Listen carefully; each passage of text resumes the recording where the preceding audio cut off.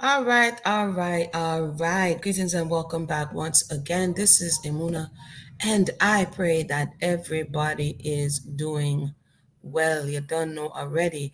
As you see here on the screen, okay, this is going to be an open mic, and I'm going to be wrapping up, hopefully, this little detour that we had. You know what I mean? This genealogical, it was indeed a great exercise and but we're going to be hopefully wrapping it up. Hopefully those who tuned in were able to see and experience the exercise of going through the records, the exercise of doing this type of scientific reasoning as it relates to genealogy. It's not one, two, three, and it's not easy, right? So it's, as we heard in a few episodes ago, it's a skill that one needs to develop with the right mentality and the right patience, because it does take patience and discipline to be able to go through all of these records and to dismiss something that may not be applicable. Okay. So, what I'm going to do is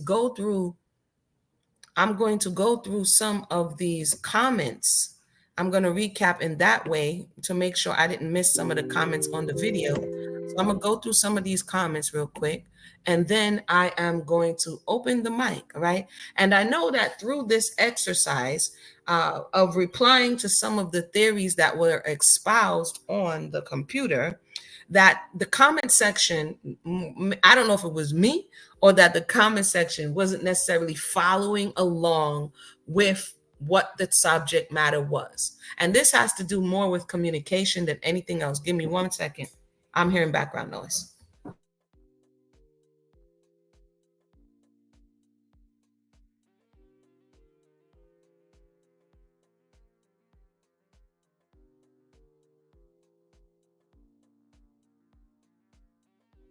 All right, all right, I'm back. So let me make sure that everything is good on the YouTube side. Let me know if I can be heard. I have to do my levels before I begin. So let me know if I can be heard, and then we're going to go ahead and go in. Because, with every experience, there's something to be learned. There's if we go through life never learning, never understanding, never elevating, then what's that, right? So let me go. Yeah, so I can hear. All right, cool. Thank you so much for tuning in. So let's recap, right? Because sometimes we go through entire conversations and don't even remember. We go from one topic to the next, and then we get emotionally worked up, and then we get offended, and then we come back, and then we're not listening, and then, it's all over the place. So just to recap, and then I'm going to go ahead and read some of these comments. To recap, what was this about? This was an exercise in genealogy on this channel. It was in response to theories that were being exposed by Candace Owens and people who submitted information on her channel. They submitted the information and espoused certain theories, and this often happens in genealogy, especially when we don't have all the facts. Because this is an area that I have experience in, I took the challenge to look at what was being presented and see if it can be processed through my experience and to see whether or not I come up with the same thing, kind of like a second opinion, so to say, right? I'm not Henry Louis Gates, but I know something about something, right? So that was what was being done. And it was in response to whether or not Kamala Harris was Black. Now, we were supposed to come back and get a working definition of what it means to be Black. I also promised to read some stuff, but we're going to have to come back and look at that later, right? But for the sake of this conversation, that was what was on the table. And Candace was going about looking for, to me, and I could be wrong, she was searching out European ancestry to prove that Kamala Harris was not Black. And so that's kind of where this conversation took us. So let's take a look at some of these comments here in the comment section and see if we can't ask, because sometimes, people say things and, you took your time to write. So I'm not going to read all of them, because a lot came through, but I'm going to read some of them and see if I can address those things. And then I'll open the mic for you to share your thoughts, right? Because we're going to go back to Tyrese's mama and finish reading this very interesting book. Okay. So a commenter said the real issue is not race, right? But once you say that, it means that you're discounting what this initial conversation was about. I understand that there's an issue behind this assertion, behind this theory. However, being that this was what was submitted, the question of race, if we go searching for the quote unquote real issue, then we would never have addressed this. And this is why some people is like, Amuna, you're being such and such and such and such. I know I have to have tunnel vision. Otherwise, we'll be having circular conversation and never able to come to an understanding of the truth, right? So I did not go off topic as it relates to quote unquote what the real issue is, because for many people, the real issue is a moving target. Some people don't like her for the collard green comment. Other people don't like her for what she did in Congress. And this person doesn't like her for when she was a judge. I'm not getting into all of that. That's the politics of the conversation, right? So so I'm going on to read. She says, it is why or the reason behind the lies. So because it was postured that the person is telling lies about their genealogy, right? Then we have already concluded. So this person is already guilty before proven innocent, not innocent before proven guilty, right? She's already guilty. So based on the information and the theories that are coming out, she is already guilty in the minds or the heart of public opinion. So I'm going to jump down to a little bit of what is being said here, that her genealogy, okay, because once something goes out, unless it's corrected, sometimes we want to run with the lie. So the same person came back and said that her genealogy, the Black woman pictured in Kamala's book, who she identifies as her grandmother Beryl, only problem. That Beryl died in 1960, 4 years before Kamala was born. Again, we addressed this, but because this was the theory, the people are not taking this as a theory anymore. The people are taking this as fact. And here is the danger. It's not a theory anymore. She's telling me that the reason why this Beryl that you see pictured here could never be is because Beryl died in 1960. And this is why I took the time, with a fine tooth comb to go through all of what is being postured to see whether or not it's possible or not. I'm not going to go through the whole theory because everything after this is the theory that was espoused, right? Let me go ahead and jump down. So many people are like, this is really an issue because she is running for president. I get it. I get it. I get it. But again, this particular exercise was about going in the genealogy and the records, right?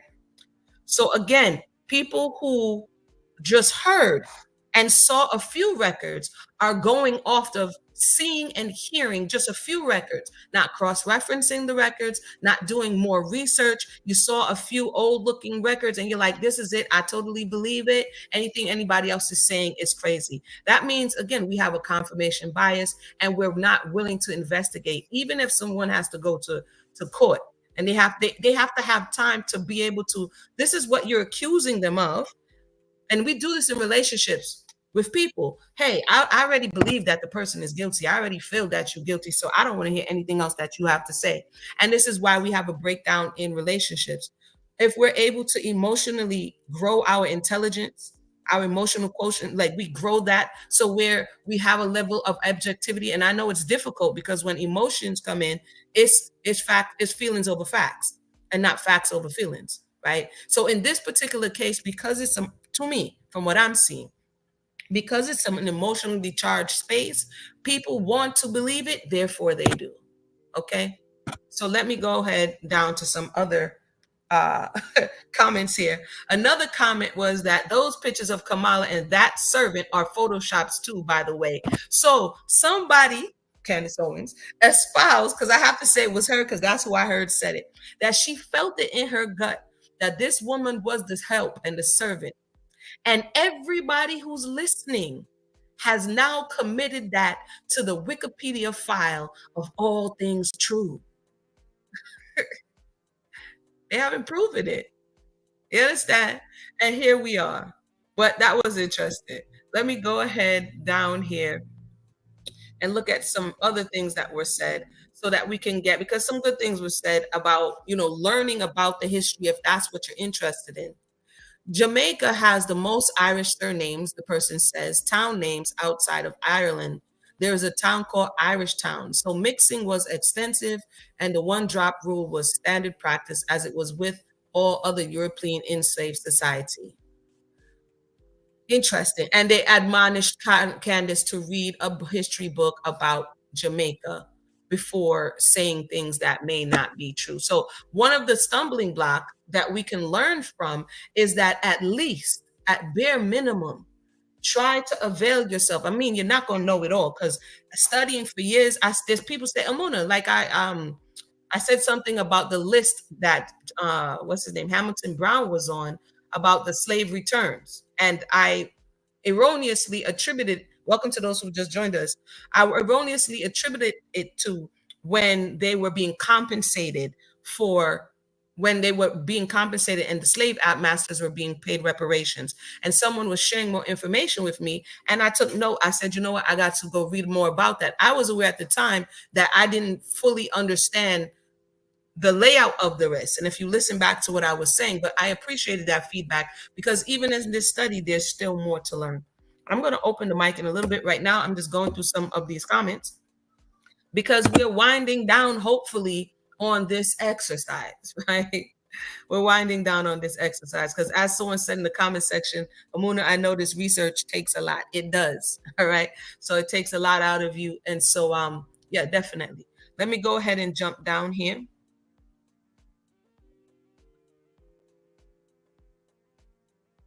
Someone says the fact that we have to be digging up all this is a red flag. It's interesting that it said that one had to dig it up when the father wrote his family lore. So it was some of what he remembered and some of the facts he gave you. If you had to dig it up all from scratch, you wouldn't really get that far because he's the one who gave the confirmation. The issue here is that you don't believe what he said.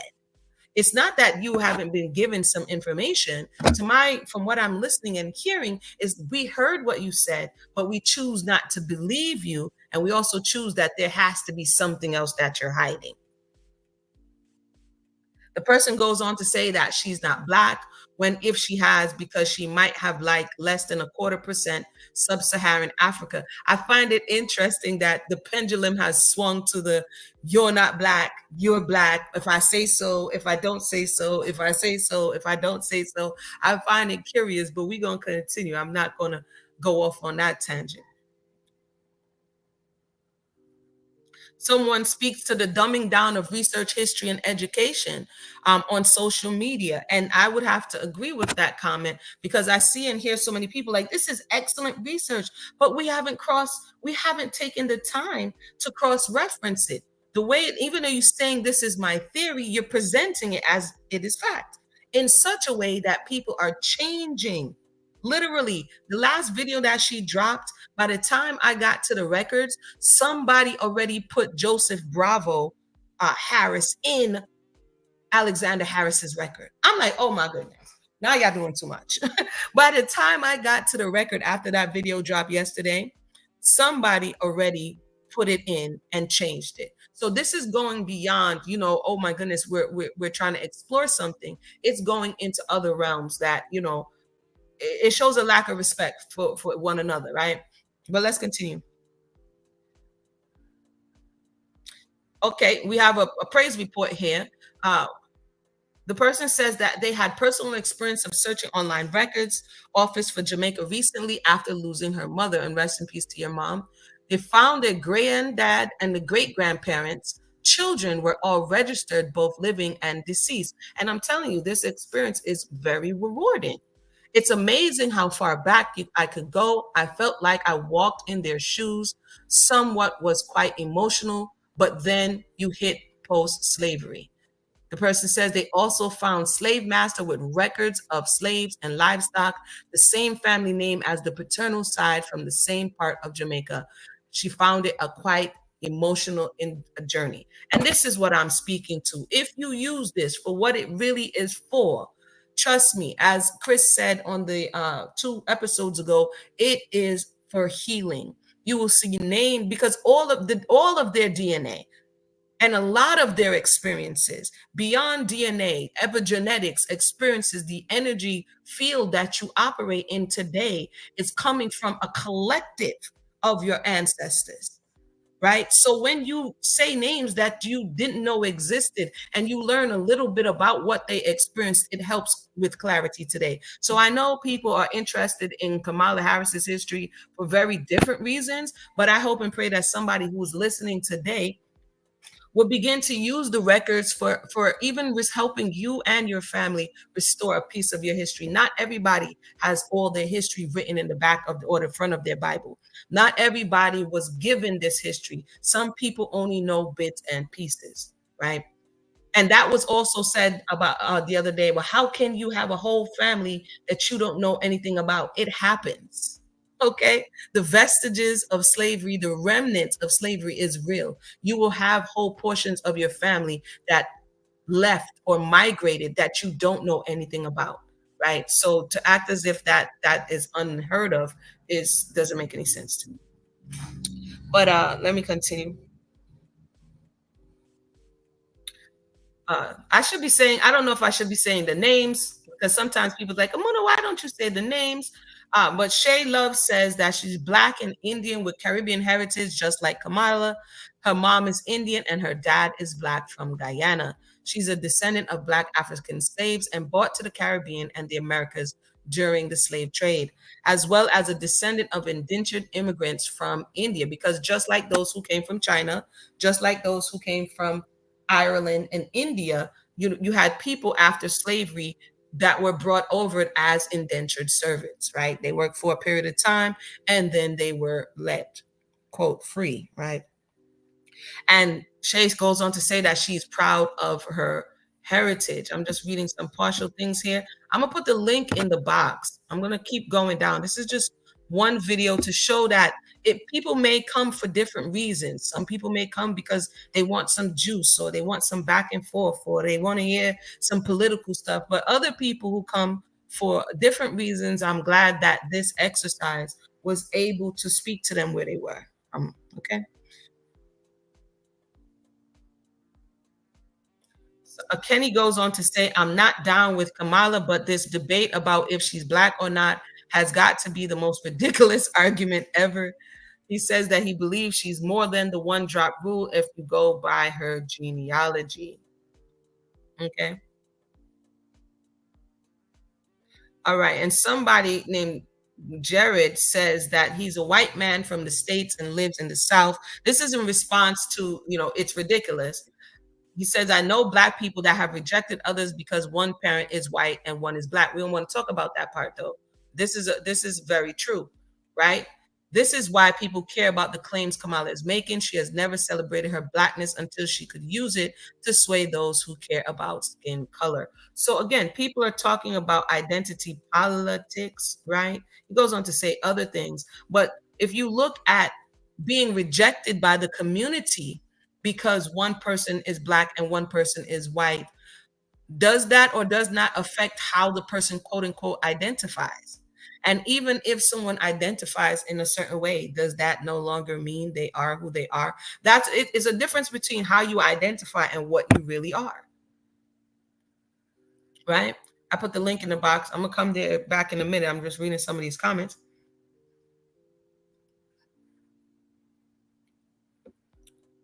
Okay. So we have 876 saying, I don't know about the other Caribbean islands, but what I do know about my country is Jamaica is the majority of us have aliases. Because this was speaking to how could you not know such and such's name? And how could you not know this? Again, this is something cultural that people may or may not know. And from my understanding, it's also done here in America as well, among certain communities. So she says all of her uh, aunts, cousins, and relatives do not use their government name. She says how she knew her aunt's real name is when she sent money from abroad and she gave the information to collect the money. That was when she discovered her real name. That's crazy. Like, oh my God, go send it this to Auntie Pearl, you know? And when I say Auntie Pearl, she said, no man, send it to Belvarine Discuss. And you're like, what? Who the backside is Belvarine? You know what I mean? I just made that name up. But yeah, that's how people find out people's real name. She says she doesn't know her mom's correct name. And people will say, how don't you know your mother's correct name? There's some people who do not know because people don't call them that. They don't use it on an everyday basis. You don't work at their job. And for some people, you don't know their name.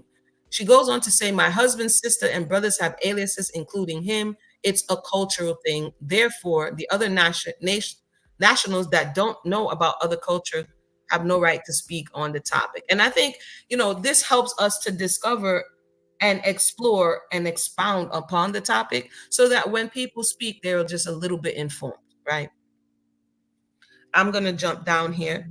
Oh, we actually have some more information about this mixture that exists on the island. I guarantee she says majority of Jamaicans are not full black. This was something that came up before. Somewhere down the line, they have Caucasian, Indian, Chinese, or Syrian blood, and more importantly, Irish or Scottish slave owners' blood from third, three, and four generations. So that's why I'm saying you would be surprised. I don't know if anybody remember that episode of A Different World when Whitney found out she was related to a slave master. You would be surprised if you did your own work. Because then the same way you're saying this person is not such and such, then the inverse would have to apply, right? At which point we probably will start doing the moonwalk about this conversation. She goes on to use herself for an example. She's not familiar with her father's side. And that happens, especially if you didn't grow up around them or they're from another place or they're left. Anything can happen why you wouldn't know more about them. But you will hear bits and pieces. It says, but I do know is that he is of Indian background and his mother is the same, but is half black and Indian. Her maternal side, her mom's paternal side is Irish and black, and her paternal side is black. This whole thing about Kamala's white or blackness is absurd.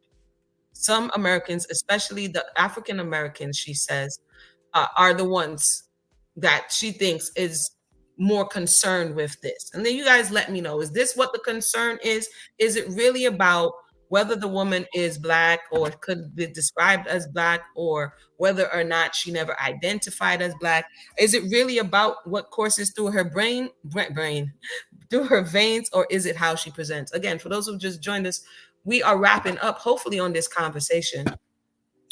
I'm going to read a little bit more.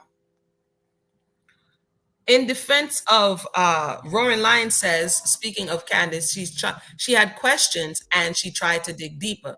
Now, I don't have a problem with digging deeper and doing research because that's how we learn. She never pretended to be a professional. The person in question is a liar. So again, we are concluding that the person is lying or the person is lying about their heritage and therefore they're lying about Black Granny and they're lying about their mama. And it's like, wait a minute now. Okay, first, where is the person lying? I ain't saying the person ain't lying. Again, I'm not capping for anybody. I'm saying, is this, can we say you lied over here and therefore this ain't your granny? Like, is it extreme or what? I don't know. It says we are talking about a possible future of the world, and then this is why people are saying they care. Let me go ahead and jump down here. Mary wants to go back to reading Tyrese's family. Don't worry, we're gonna go back there again. Let me just go ahead and jump down here. I already addressed the death certificate of Donald Harris. I already went over that stuff. You can go to the first 4 episodes and check that out. And then we learned some words. We learned mas, as a prefix, not usually, speaking of a man. Oftentimes it's a show of respect, mas John, mas such and such, whatever the case may be. We learned of that. We also learned that sometimes people address their own family members as Miss or Mrs. And again, if they're elder family members, of course, you're going to call them auntie so-and-so. And if they're elder brothers and sisters, you might have to put the prefix of brother and sister before you call their actual name. So we're learning a little bit about the culture, which is a plus. This is a plus, okay? I'm gonna come to the comment section in a minute.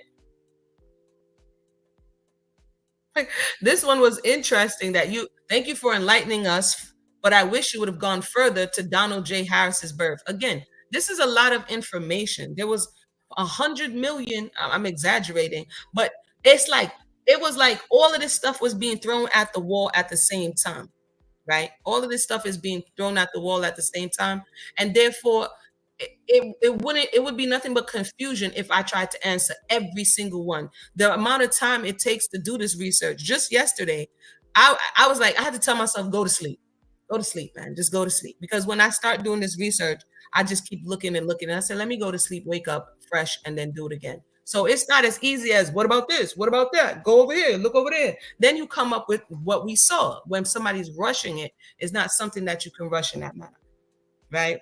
You'll make a lot of mistakes in that way. I'm gonna read a little bit what Sage says. It says, I can say this whole investigation has taught me a lot about the Caribbean and the mess that slavery and colonization did to the people. That statement, in and of itself, could be a whole show, because a lot of people may see the culture of other communities, see what people are, but you don't understand why the people are thus, why they're behaving in this way. I don't know who Sage Advice is, but he's saying it taught him a lot about the Caribbean. I'm assuming it's a him, maybe it's a her, right? Colonization, enslavement, post slavery, all of those things caused a whole lot of disarray. There was a particular documentary coming out of England, and it escapes my name right now, where there were, I think the person was either coming from Jamaica or Barbados. So they were the part of the family who was enslaved, but they had the same last name. If I find it, I will share it again. And she went to England. No, as a matter of fact, no, I know so. She was descendant of slaves that lived in England, and she went to the home, the ancestral home of the enslaver that shared the same name. And when she went through the house, she's in awe looking at all of the opulence, all of the resources that her enslaved ancestors helped to build for the white counterpart. Now he had pictures in there of all of his ancestors, and he can go through them. And this was Count such and such, and Lord such and such, and right. She's looking like, can I even go back past my grandmother, past my grandfather? Because for the enslaved, this luxury of having your family tree full and beautiful is not the case. Even in America after slavery, you had a project. Now you're gonna make me have to try to remember the name of the project. It was the Freedmen's Bureau who was helping those who just came out of slavery to find their family members, because people were being ripped away and sold up north, sold down south, deep down south. And after slavery, the first thing they tried to do was go and look for their father, their mother, their brothers, their cousins, and all of those stories. I've read some of those stories on this channel, and those stories are wild, let me just say. So yes, he's going to go into a whole lot of the bombshell about the mother not being the mother. And I know, I'm always good for a good conspiracy theory, but for me, this is too much. So again, that's where the conversation has gone for all of these investigation bombshell kind of conversation, right? I'm almost finished here, and then I'm gonna come to the comment section, and I'm probably gonna read a little more, few comments here, and then wrap it up if anybody doesn't have anything else to say. So some of this I already addressed.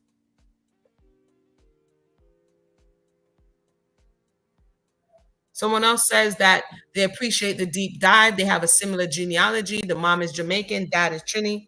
Love Bully says people are frequently torn and confused when he identifies as, or she, sorry, as West Indian American. I find the need to bring them up to speed on the complexities of Caribbean, especially Jamaica, out of many one people. And when people don't know where to place you, when people don't know where to place you, and I see artists in the back. Okay, artists, I'm going to bring you up in a second. When people don't know where to place you, they make things up. They make things up, right? People like putting people in these nice, tidy boxes. And if they can't put you in these nice, tidy boxes, they kind of throw a fit. So, for instance, you hear me speaking now, right? Usually, when I'm presenting and doing something, you will hear more New York accent come out, the Brooklyn accent where I was born, you will hear it come out. But even amongst that, you will hear a hint of something unless I go and speak full on patois. Anywhere I go, anytime I go into the public and interface with some type of forward facing job, the public is not satisfied with me saying, I'm from New York. They say no. I say, where are you from? I said, Brooklyn. They say no. Like, people are like, I don't feel satisfied yet. You have to give me what it is that I'm looking for, or I'm going to continue to nag you. And then when I say, you know what? My people are Jamaican. Oh, yes, it all makes sense now. The world has come back to its center. Now they can leave me alone and go about their business, right? So I experience that so often that I'm like, this is a curious phenomenon. And just like the previous person said, they find it difficult. They're torn when they're not able to place you where they think you should belong, especially if someone is multiracial, okay, or multi-ethnic. Let me continue down here.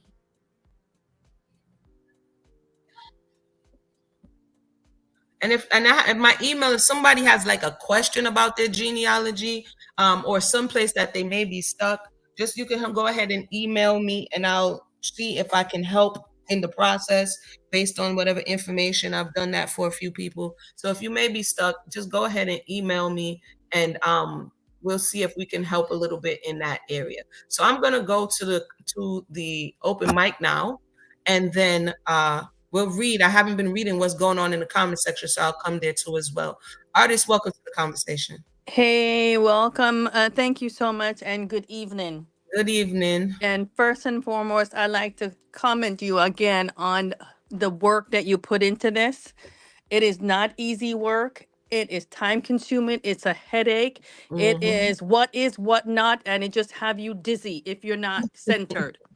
So thank you for showing me how to do that. And I You're understand welcome. because I did that for my family and I tried my best to stay on point. I have a reference point. I can always go back to and forth to family member to say, hey, this Right. is the name I saw. Right. What do you think about this name? And hey, to my cousin, did you know that your father's name was this name? And they're like, oh my Right. God, I didn't know. Right. So understand what you did by you, setting me up and have me do that before. I get it. So I just want to really thank you so much for the work you're putting in. You're And welcome. also to just say that, like Barack Obama, President, Trump is running again and he's trying to do the same thing. And like with President Obama, Kamala Harris will be the next president of the United States. That's all I'm saying. She's going to be the next president of the United States. And they can always eat everything, whatever they're throwing out there. As for, what's her name? Oh, her picture is up here. Candace. I hope she know that her kids are not white. They're black. Uh-oh. So if they're going out there saying they're white, I hope they know that they're going to trace their background back to her black mother. So your kids are white, are black, not white, if you're following the one drop rule. So there we go with that. But I just want to just let you know this is horrible. And guess what? Camilla is centered. She's fine. She knows who she is. And people are pretending they don't know that not having a father around from your kid, not understanding your other side of your family, you just know. But so much people seem to think that they forget about that. They that everybody comes from a parents who's together and they know everybody in their family. Right. So That's an they're throwing assumption. all kind of words around. Oh, how could she not? How could she this? And her father's this. Like you said, her father wrote the book. This is who I am. How are you gonna try to change that? I mean, that she wrote that he wrote the that's the part that I think it was a bit presumptuous, is that the information that you're using, you got from him. So I'm going to give you the benefit of the doubt that this is the information. I'm not going to jump out and say, hey, your mama ain't your mama and your granny ain't your granny. Right. That's a bit much for me, That's especially very because presumptuous. that, I'm like, what in the world? But okay. And people are saying how she's just using her blackness now for politics, and that's a lie. If you followed her, and she also said, my mother knew she was where, because remember they were two met when they were doing the I forgot what it was. They were met doing, what do you do now? Protesting, right? So her mother understood who her father is because he's still alive, that he's a black man. And so when she got pregnant with her two girls, she knows she's raising two black girls. So if your mother raised you as black because that's what the world is going to perceive you, her mother prepared her. She went to a black college. If she didn't feel like she was going to fit in, she probably wouldn't have gone there, but she chose a black college to go to represent who she believed her culture is.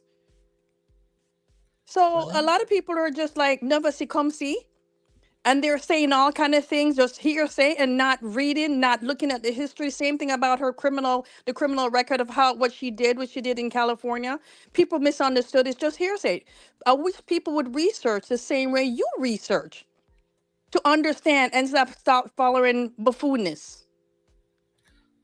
well, I'm just letting it's open mic. So at this point, I said my 2 cents. You That's said it, and artist. you said it perfectly, and that's my 2 cents. Thank you That's what so it much. is. That's what I feel, and I'm gonna leave it at that. Thank you so much, artist. Thank you so much. Thanks, darling. I see Kaya. Welcome to the conversation, Kaya.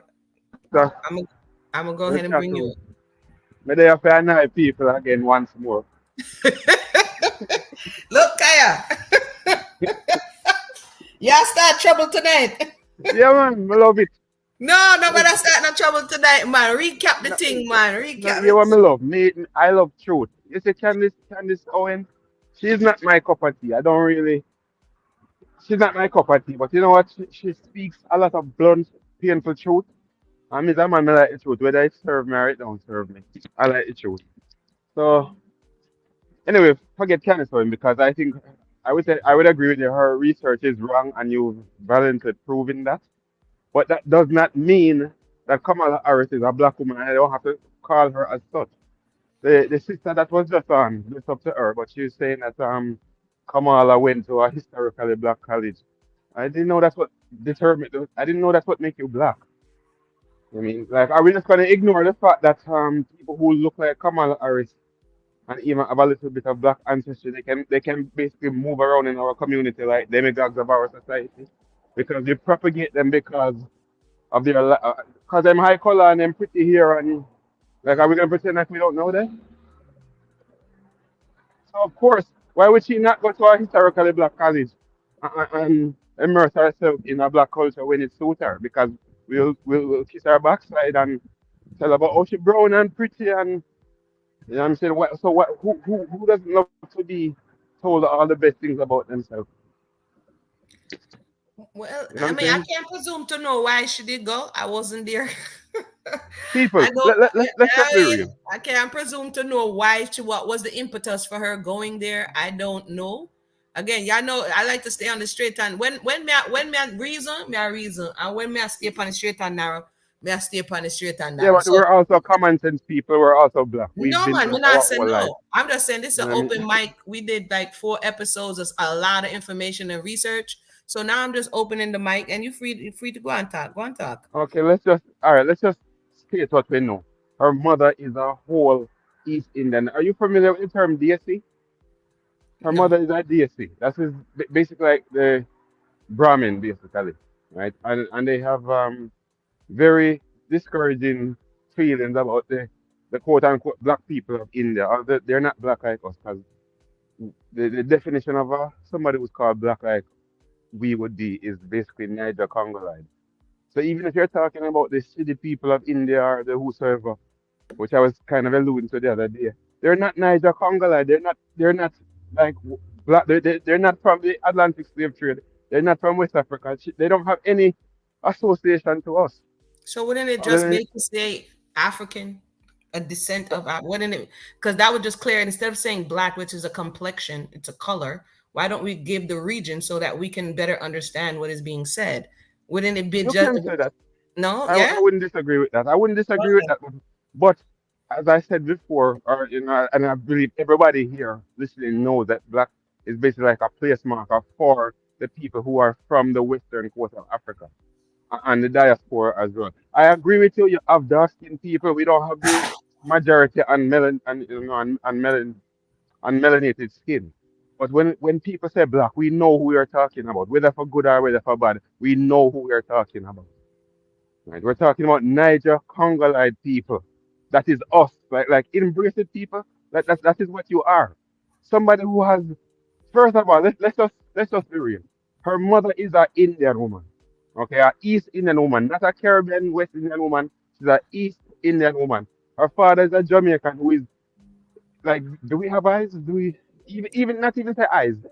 He himself has said this many a time. He's not a full black man. I Okay, don't so think her father is even half black. is are we, I'm trying to understand, is this the offense? Because I saw Bonetta saying people are saying she's deceitful by saying she's black. So are we saying this is akin to Rachel Dolezal? Is that what we're No, saying? no, because Rachel Dolezal does not have any. She doesn't have any black in her at all, and she was trying to pass herself off as a black woman. To be honest, and this is coming from somebody who don't really care for Kamala like that. To be honest, I've never really heard Kamala outright describe herself as black. I find it's more people doing it. Oh, okay. It's more the mass. I don't find Kamala. That would not be my detraction against her. You know what I'm saying? I've never heard her to do that. So give credit where credit is due. I've never heard her say that. But people who are trying to cape and say, "Oh, it's just ridiculous." Like, what is so ridiculous about them? She only has like maybe at the best 25% black in her, and that's assuming that So the at blackness what are from. percentage do you think that one could claim their heritage? At one percentage, is it acceptable to then claim your If you heritage? have 1%, you can claim it, but that doesn't mean that you are it. If that But so makes any sense. if you claim it, where you do with it when you claim it? Okay, well, I can claim my great grandmother was an Indian woman, but I can't tell anybody I'm an Indian. So I can sure I can claim it. Even a pit of them can claim it, and they have even less of it in them than I do, because they're just one more generation removed. But if they want to, they could still claim it, but they can't tell anybody say they're Indian. So Just tell me like I something. can't. Eh? So how does this affect the overall experience? Is it, because I'm trying to, if somebody say you can do something or you can do something, it must be for a reason. Is it taking more opportunities away? Is it to identify that you're other? Is it, do you understand what I'm saying? By putting put so much into this you're not and you are, what does that mean? The things that she's allowed to say, or the things that she's not allowed to say, or the places she's allowed to go? Because this kind of reminds me of, when you study when you study certain time periods in this country, it's like Hmm. if somebody found out you were black, you couldn't go in at the store. You couldn't go in at the swimming pool. You understand Yeah, what I'm saying? Like, what yeah. does it mean? Because it's giving that energy, and I'm just trying to make sure I'm not tripping. Like, what does it mean? How should one Uh, interpret her okay. non-blackness to mean, or to at least limit? Is there a limitation on the The activities? only thing I would say, like I'm not here to take away anything that people say about themselves, right? If you even want to say that, like whatever, that's she can, like I said, she can claim it. But for people to say that she would be the first African American president, you're playing fast and loose with words and the truth. Okay, for example, here's an example when people play fast and loose with words, with terminology. So the welfare system was created for minorities. And who were I don't know about the facts European. now. The Yes, majority European were the first one to particularly have access European women, to there. because technically they can say that they're a minority. And if you Well, take them to task, well, they before can win that you. time, actually, I don't mean to cut you, but Mm. melanated black women, quote unquote, or families had to advocate for access to welfare early on Right. in its development. So yeah, that's another Right. So story. But you see yeah, what I'm saying? So I'm just saying that is an example of when you play fast and loose with terminology, because if you go say now, say a European woman is not a minority, them can win you because technically they are. But we all know what they really mean when we say a minority or a visible minority. You know what I'm saying? So calling Kamala Harris the first black president, if she was to win, that is almost tantamount to saying that a white woman is a visible minority. Is she? Yes, but come on, we what are we doing here? We what know is what we're that doing. going to? Because I did hear Candace. I heard she tampered down today. thankfully on the Anansi tales on the Charlotte webs of the conspiracy, she kind of ease off today. She should. So She should apologize, as really. she should. But Mm. I did hear, I think what it really boils down to is if you take away the person's ability to say that they're black, then that lessens the chances of black quote people being inclined to vote for her. Is that because that's what I Yeah, heard? I would think so. Yeah, Okay, okay. I would, in a nutshell, I think that, yeah. That's so. That's If she really doesn't what run this on is that about. ticket, she might be lessening her black vote. Yes. Yeah, So that yeah, I would say that. Yeah. okay. Yes, I think Okay. there's a ulterior motive there, and like I said, to her credit, I mean, I haven't heard it. I haven't Kamala come out right and said that she's black. I've heard her claim Jamaican heritage, and she has all right to, but I've never heard her come out and say it's more so these people. And funny. I don't want to go off and be, sound offensive. The people I find say this the most are the people who have the strongest African features. You ever was in school and like a dark skinned brother or sister, and then them always I Indian talk in about that them cousin. family. Yeah, Yeah. yeah, them always are worse if you actually know their cousin. Them say, oh, I'm a cousin, and they say, Yeah. oh, yeah, I'm a great girl. It's like I think if there's you a have to there's qualify yourself. If you have it's to a qualify yourself as other, it's because we know why you're doing it.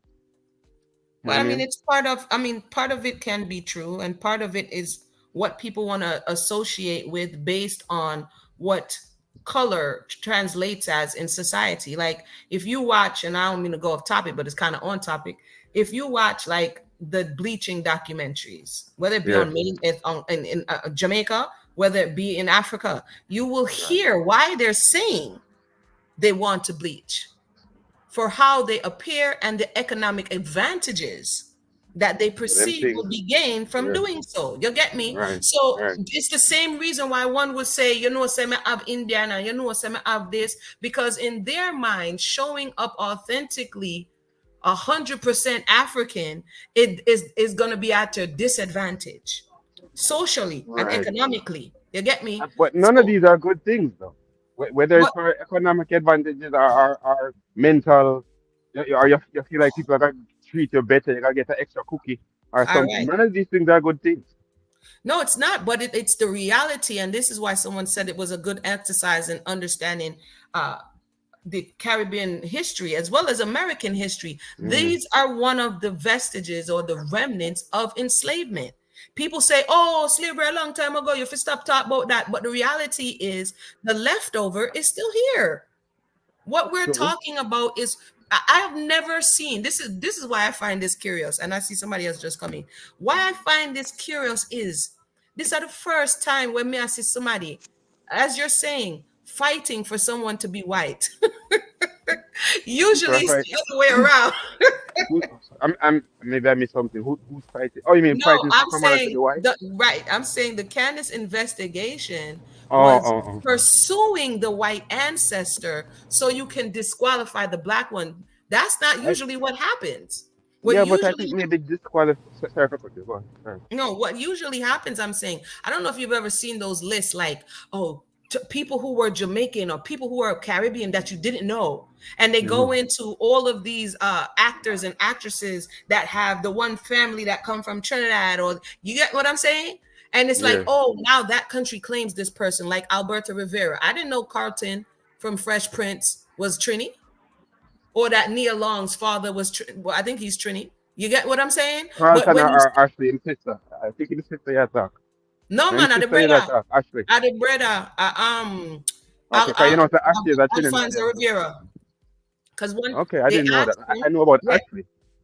they asked him about his something about his skin or something, and he said it's his Caribbean roots, and he said he was part Trinidad. I said, huh? So when you reach somewhere, we were speaking the other day. Now the people Hmm. want to claim you, but I just find it interesting that in this instance, you're looking for something to discount the person, so much so that you would replace who they said is their mother with a European because that fits the narrative. To me, that's some crazy work right there. For those who I think just it's joined us, crazy welcome work to. on both sides. I mean, It's crazy, you know. it's 'Cause crazy even the work. sister before you said that Candace Owens has to realize that her children are black. Her children, if you want to call them black, or people will call them black, And it's on the other side of the spectrum because who are we to tell them who they are? Just like who are we to tell people who they are not? Her Candace Owens' baby father is the father of our children is a white man. We cannot how can we discard that? So, Black people so are the they're only people both. who do No, that. again, how are we boiling it down to So one? they're When biracial. all right, then Yeah, that's I can't call them black. People are always out. So what you say about Bob Marley then? So just because Bob Marley was a Jamaican and an international hero, so that means I have to call him. He's a biracial man. Barack Obama is a biracial man. And like I said the other day, America has yet a black woman has yet to give birth to an American president. I so mean, when and that's Una just should have called her then the first Creole president, the first mixed race president. I mean, where you want call? What would you guys well, prefer? Because me multiracial. in Yes, it. you So can call that where would I multiracial. prefer then? That works for me. All really and truly, she's more Indian than she is anything else. I mean, I'm no mathematician or anything, but I would say just by from what I gather, and even from looking at Donald J. Harris's mother, that she's probably a lot more Indian than anything else, with smatterings of black and then a little bit of European as well. So yeah, you can call her biracial. If she So was we an have a. American, I don't mean hmm to cut you. We have a question about whether Sensia Supercat. I don't know who Lisa Hanna is, but whether or not they cannot claim their black heritage because of their Indian parentage. That's a but who's question. is that a question for me? I mean, I guess it's a general question. Because if it's a question for me, I think I've said it several times, just this even in this conversation alone, that you You cannot said no? disclaim anything. No, I mean, I said that. I said they are what they are. You cannot take Okay. anything from them if you have it in them. I'm just saying, Super Cat is a half Indian, half Jamaican. I knew Super Cat's mother. Is a black woman. So you cannot take that away from me. You know what I'm saying? You cannot take it. He's a black and an Indian man. Right. Okay. What's the name there again? Lisa Hanna. She was the minister of entertainment or I can't remember what she is, but she's the one that took away the land from the Rastas in Sligo. Lord But yeah, Jesus. she's basically like a This- half Indian. okay. So let me see here. For those who just joined us, if you want to, there's an open mic, right? I just reading some comments. We gonna go back to what I was reading in a little bit. I'm gonna read a little bit from this book and let me know what your thoughts are. I mentioned it a couple of times, but I wanted to touch on the thought of race development and why we are so beholden to these narratives of black and white, and how, as I've said many times, it is understood to be a social construct, right? What do you mean by social construct, And that's what respectfully? I'm going to read. It's something that was created uh in a way to categorize people. So I'm going to read from page 2 on this book, right? The Invention of White People.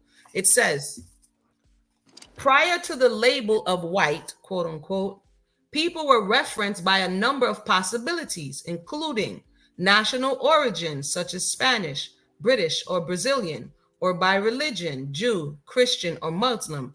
There were other possibilities as well, such as one's status as a servant or free, owning class, or servant class. However, whites or white people was not one of them. It could also be noted that white designating a group conceived of as united by race was an invention upon the invention. In other words, at the time, white people were invented, they were not seen as a race, right?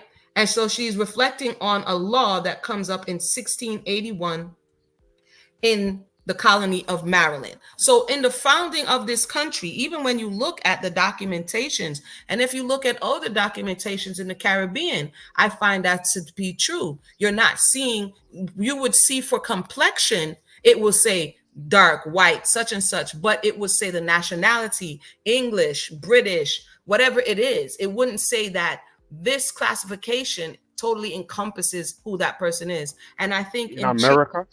in America, yes, in America. And we know America now. When the people came here, and I can read on, but essentially they created this classification to blur the lines so that they can kind of, again, create this social construct to put people in these nice, tidy, neat boxes. You get what I'm Okay, saying? So I I hear think what to you're a saying. certain degree, it's the conversation we're having today when I ask, well, who is black? And what are we thinking about? A complexion? Or are we thinking about a nationality? Or are we thinking No, about, you get me? So the I get you, confusion, but it's not. It's yeah. really not that confusing. I maybe sometimes I hate to sound like I'm coming off like I'm arrogant, but this is not confusing to me at all. So Niger Congolite were people. you aware of that? Were you aware of that social construct being created in America? I've heard of the term. Yes, yes, I've heard of the term social construct, and to a degree, I agree with it. But at the same time, it existed even before you put a name on it. A cat was a cat before we ever called a cat a cat. That is just the Well, way again, language works. if You know that what I mean? wasn't the way, what I'm saying, if that wasn't the way that people classified, what it did was it blurred the lines and caused when I talk about confusion, I'm talking about the Come. conversation that we're having now wouldn't be one if you said that this person is uh Indian, of African and Indian descent. That's more specific. You know what I'm saying? There is, you can't wrangle Yeah, that away from somebody. But if I you would say, agree with that. right, but I if would you agree say with that. black, it creates too much space to have to have unnecessary argument. No. And the reason why it creates that space is because for right or for wrong, for worse or for better, when the people who are called black, we know who they are. They're us. They're people who are, like I said again, there's that word again, Niger, Congolide, sub-Saharan people. The people from the western coast of Africa, and people who are also in the diaspora. Like chances are, if you come from Jamaica or you come from Trinidad or Barbados and you are a result of the African slave trade, it's a pretty good chance. Like, let's just be honest here. You're black. You know what I'm saying? And we know what that is. Pretending like you don't, I think, is being disingenuous. You know what I'm saying? Like No. yes, an Irishman and a Spanish man and an Italian man, yes, those are different nations, but they all reside on the continent of Europe. So whether we want to call them European or then later on the word white, which is a social construct, came about, we still know who we're talking about. No, we And so we don't. don't need to. That's where the argument come in. That's what I'm saying. Because it is not clearly defined. This is where so much space for the argument is. This is why, to me, from listening, this is where the argument comes in, because we're not now able to define. As you're saying, it means that you're coming from here, and that everybody else who doesn't come from there is what then? If they come from somebody from here and somebody from there, where do they come from? They just float. Can they no longer, if No, they, you get what I'm saying? It if you becomes, don't come from Europe, then chances are you're not a European. You're an African or you're an Asian or a Polynesian. You know what I mean? Like these are just it's just language. We use words to define things. If I'm looking at a gray car or I'm looking at a black car, are they're all cars, but I but we use the may, word gray so I can define what I'm talking about and describe it to you. what That I'm is saying, the that's how humans possibility is work. if we improve the way in which we define these things, it may lessen the misunderstandings in conversation. Just in my experience, you know what I'm saying? In my experience, the back and forth is because there isn't a working definition, and we're assuming that the other person is on board with what we have defined for ourselves. There's not a working definition of black people, of what is a black No, person. that me did ask it the last time. So when we come up and the link is in the box, we need a working definition. That me said last I'm time. telling you one. I'm gonna say it again. Niger Congolite people, as well as East Africans, as well as Again, a South lot of people Africans. are going there too. I thought those people were called by the tribes that they came from. They weren't defined as black. They were called from the tribes they came from. They When they came all to know they're black. America and they mix, now they have to differentiate it, because as a white man sleeping with a slave and they come out with a mulatto kid, that child is still considered black. That's considered, but genetically he is But that child is what they are. that's why the naming, that's why these changes took place, because now there's a lot of crossbreeding, if lack of a better word. There's a lot of crossbreeding now. So how do you define it? So that's why some people do not want to answer the census, because I'm mixed with Chinese, I'm mixed with white, I am mixed Exactly. with black, I am This mixed is with looks Indian. crazy. What do you call me? I do not answer those questions, because I can be considered any one of those. My No, grandmother actually, is no. Who's white. gonna My call you great Chinese, man? grandmother is white. My father is black. My what you call it? My mother's side is Indian and Chinese. So what do you Nobody's call gonna me? call you that. What are Nobody's you going talking? to call you that. Even if in a Jamaica they call you Listen, Mr. Till listen. I or Miss Till, understand what they you're don't really When you saying. mean you're Chinese. One at a time. What at a time? One I at a time. understand. Anybody will call me that. Here, when I come to America, I am black. When I'm here Yeah, in America, I'm black. If I was in Jamaica, they would call me by my name because they or they always call said you. in Jamaica you would establish by society. And if in Jamaica you still call a man that is really light a white man because the name has drifted down, you still call a dark person or darky or whatever you want to call them. Unless you go mulatto. So you start naming these mixed up, it start being mixed up. And I just want to go back to one thing that you just said that you never heard Camilla said anything about her being black. Well, she did. She said with an interview, her mother knew she was raising two black girls and she had to protect them and be careful with them. She said that. She claimed her Actually, you're blackness right. from her Yeah, now mother, that you claimed mention it, it. yes. Yeah, yeah, I do recall. Now that you mention it, I do recall it. But that does not make her any more black to me. All right, You know what I'm pause saying? everybody. I want to thank everybody for tuning in. Shout out to everybody who's in the building. Press like. We have space here on the panel. So if you have some your thoughts, this is an open mic, okay? We went over a lot of research. So if you hear me just in the back chilling a little bit, it's because I'm tired, okay? So I would appreciate You if y'all put in click enough the work. link. Where is that?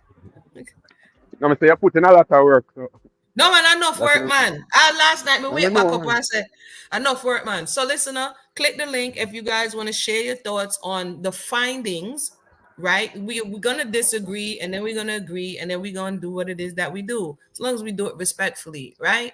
So I thank Kaya for coming in, on artists for coming in. The link is in the box, okay? And I don't want it to get to devolve into, into another place. Let me just read a little something. How many people are familiar with Oladu Equiano? You know that story there? No. Oladu Equiano, the life of Oladu. So basically, he was a slave narrative, and he was an Igbo, according to this narrative, right? But he also began to sail on ships. I just wanted to read this as it relates to Jamaica because it relates to Jamaica history. So, because y'all know I like sharing a little stuff, and then we wait for some more people to come in. He says that when he arrived in St. Nevis and Jamaica in 1771, right? So I found this interesting because he's going to tell us what he saw. He said, I found Jamaica to be a very fine, large island, well peopled, and the most considerable of the West India islands. And I think this is curious because it's not to start an inter-Caribbean, issue, but there's a lot, even from that point, people saw Jamaica, in particular at this point, him as something a little bit different amongst the world. But let me get, it says there is a vast number of Negroes here who I found, as usual, exceedingly imposed upon by the white people and the slaves punished as in the other islands. So there he speaks about white people, but white people would have already been of the invention happened like the century before. No, I see. No, but now I lose sleep. It's just the research. It's the research that I like to get into. But let me jump down here a little bit about what he said he saw. He said, when I came to Kingston, I was surprised to see the number of Africans. He called them Africans. He didn't call them black people.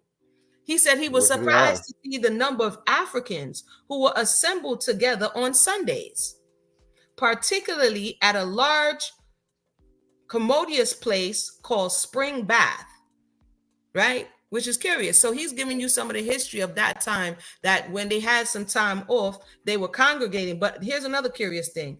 Here, each different nation of African meets and dances after the manner of their own country. So this thought about, and I say it often in people, this thought about this monolith, about this black people, this oneness of black people, it never really existed. It never really existed. We want to believe that it exists. But even when he's in 1771 and he's in Jamaica, he's saying basically the Igbo was rocking with them and the Yoruba was rocking with them. And the person from here who understood such and such, they were together, according to his narrative. I'm almost done. I just want to put a little something in the conversation. He says, each different nation of Africa meets and dances after the manner of their own country. They still retain most of their native customs. They bury their dead and put victual pipes and tobacco and other things in the grave of the corpse in the same manner as in Africa.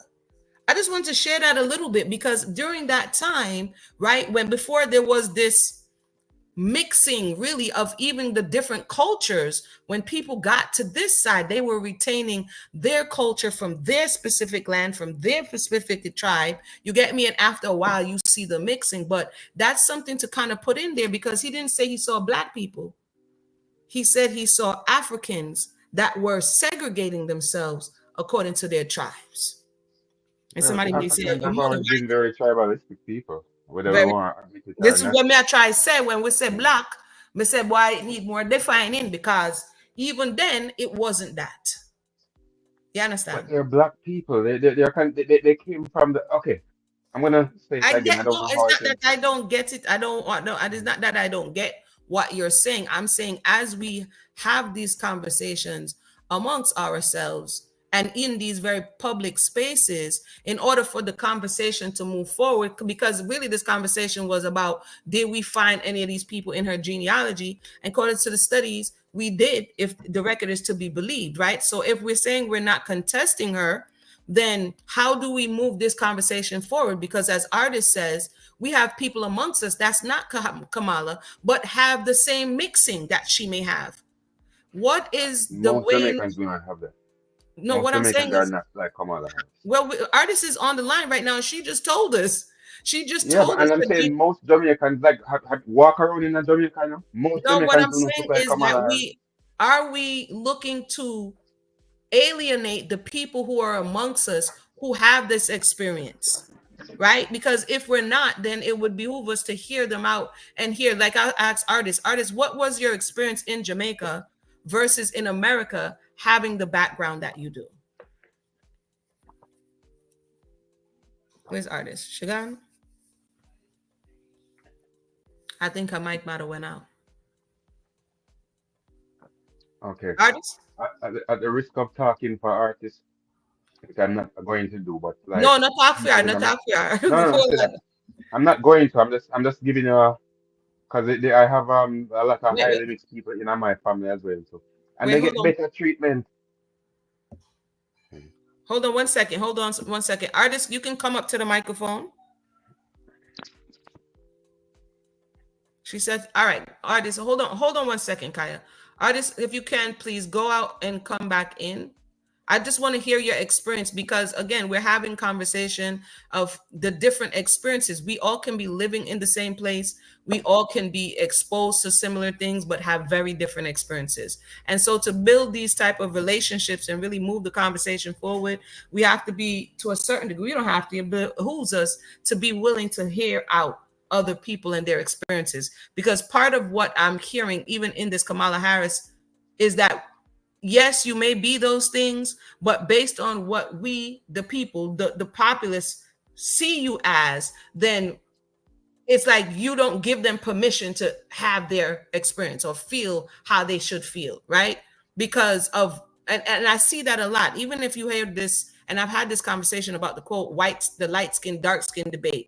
Much like what is going on in the Caribbean, you have that debate here in America, the light skin, dark skin, quote unquote debate. And it's similar things. One person or one group feels as though the other person has advantages that the other group doesn't think that they actually experience. So, artists, welcome back to the conversation. And Rainy Fox Media, I'm going to bring you up as well. Can Artists, you can you yeah, hear me? I can hear you now.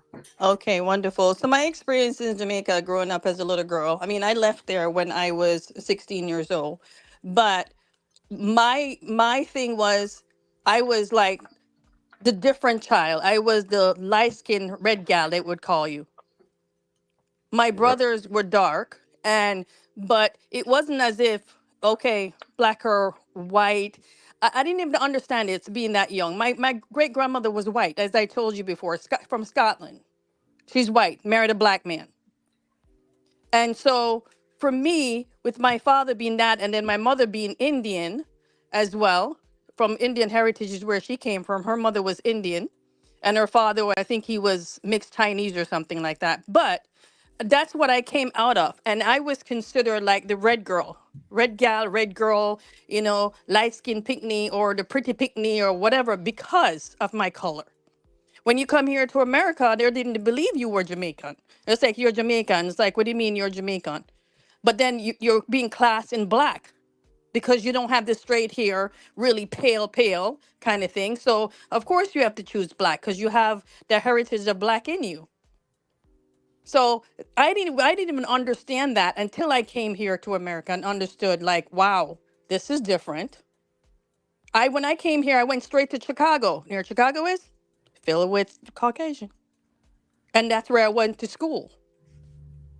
So, and then I really stood out there, though I was very light. I still stood out because of my hair. So So I was considered black. was there any preferential treatment? I know that people often commented, as you're saying, on your appearance, but did you, in your experience, feel as though you had preferential treatment because of how you presented? I did. I did. And sometimes I don't think I face a lot of things as other darker skinned individual go through. Like I would say, I probably never faced anybody doing anything to me or saying anything. I don't want to say There it. you So I go. was like, She's making my point. Everybody mute a mic for me there, please. One person talk. Enough people are coming now, so if you can, everybody mute. you're not going home tonight, It's like, it's like, um, I do believe preferential because there are certain things you go in and because you're light, they may or may not say anything to you, or you may get this job because of your color. And somebody is going that's darker than me. My brother and I, he's darker than me, and obviously. And guess what? My grandmother always saying, "No, look at the black one, get away from here." And they're always coming for me, putting me in the car, bringing me to places. Okay, So even so in Jamaica, we got that. and how was it? How was it as it relates to people either in your family or in your space socially growing up? Did you feel that you were targeted by people of darker skin or hue because you had preferential treatment? Do you I think that? personally didn't feel targeted. I didn't because I knew who I was. And guess what? If you didn't like somebody, that's who I like. If they were darker or whatever they were, that's the one I like. So I sort of like put my place in to get along with everyone. Because if Okay. not, I would be the one that would be sticking out as well. Okay. All right. Thank you That's how so I much. dealt with my situation. I can Okay. say So something to her. because we have a few more people lined up. Hold on 1 second. We have a few more people who came and they lined up, but I just wanted to thank you for that because again, that was a personal experience that she had. Everybody doesn't necessarily have the same experience, and a part of building this bridge is being willing and open to say this is what you feel or this is what you think, but then how does it personally affect the people? Because we can theorize all day long, right? But people are living and having these experiences, and it's important to listen to them as well. Rainy Fox Media, welcome to the conversation.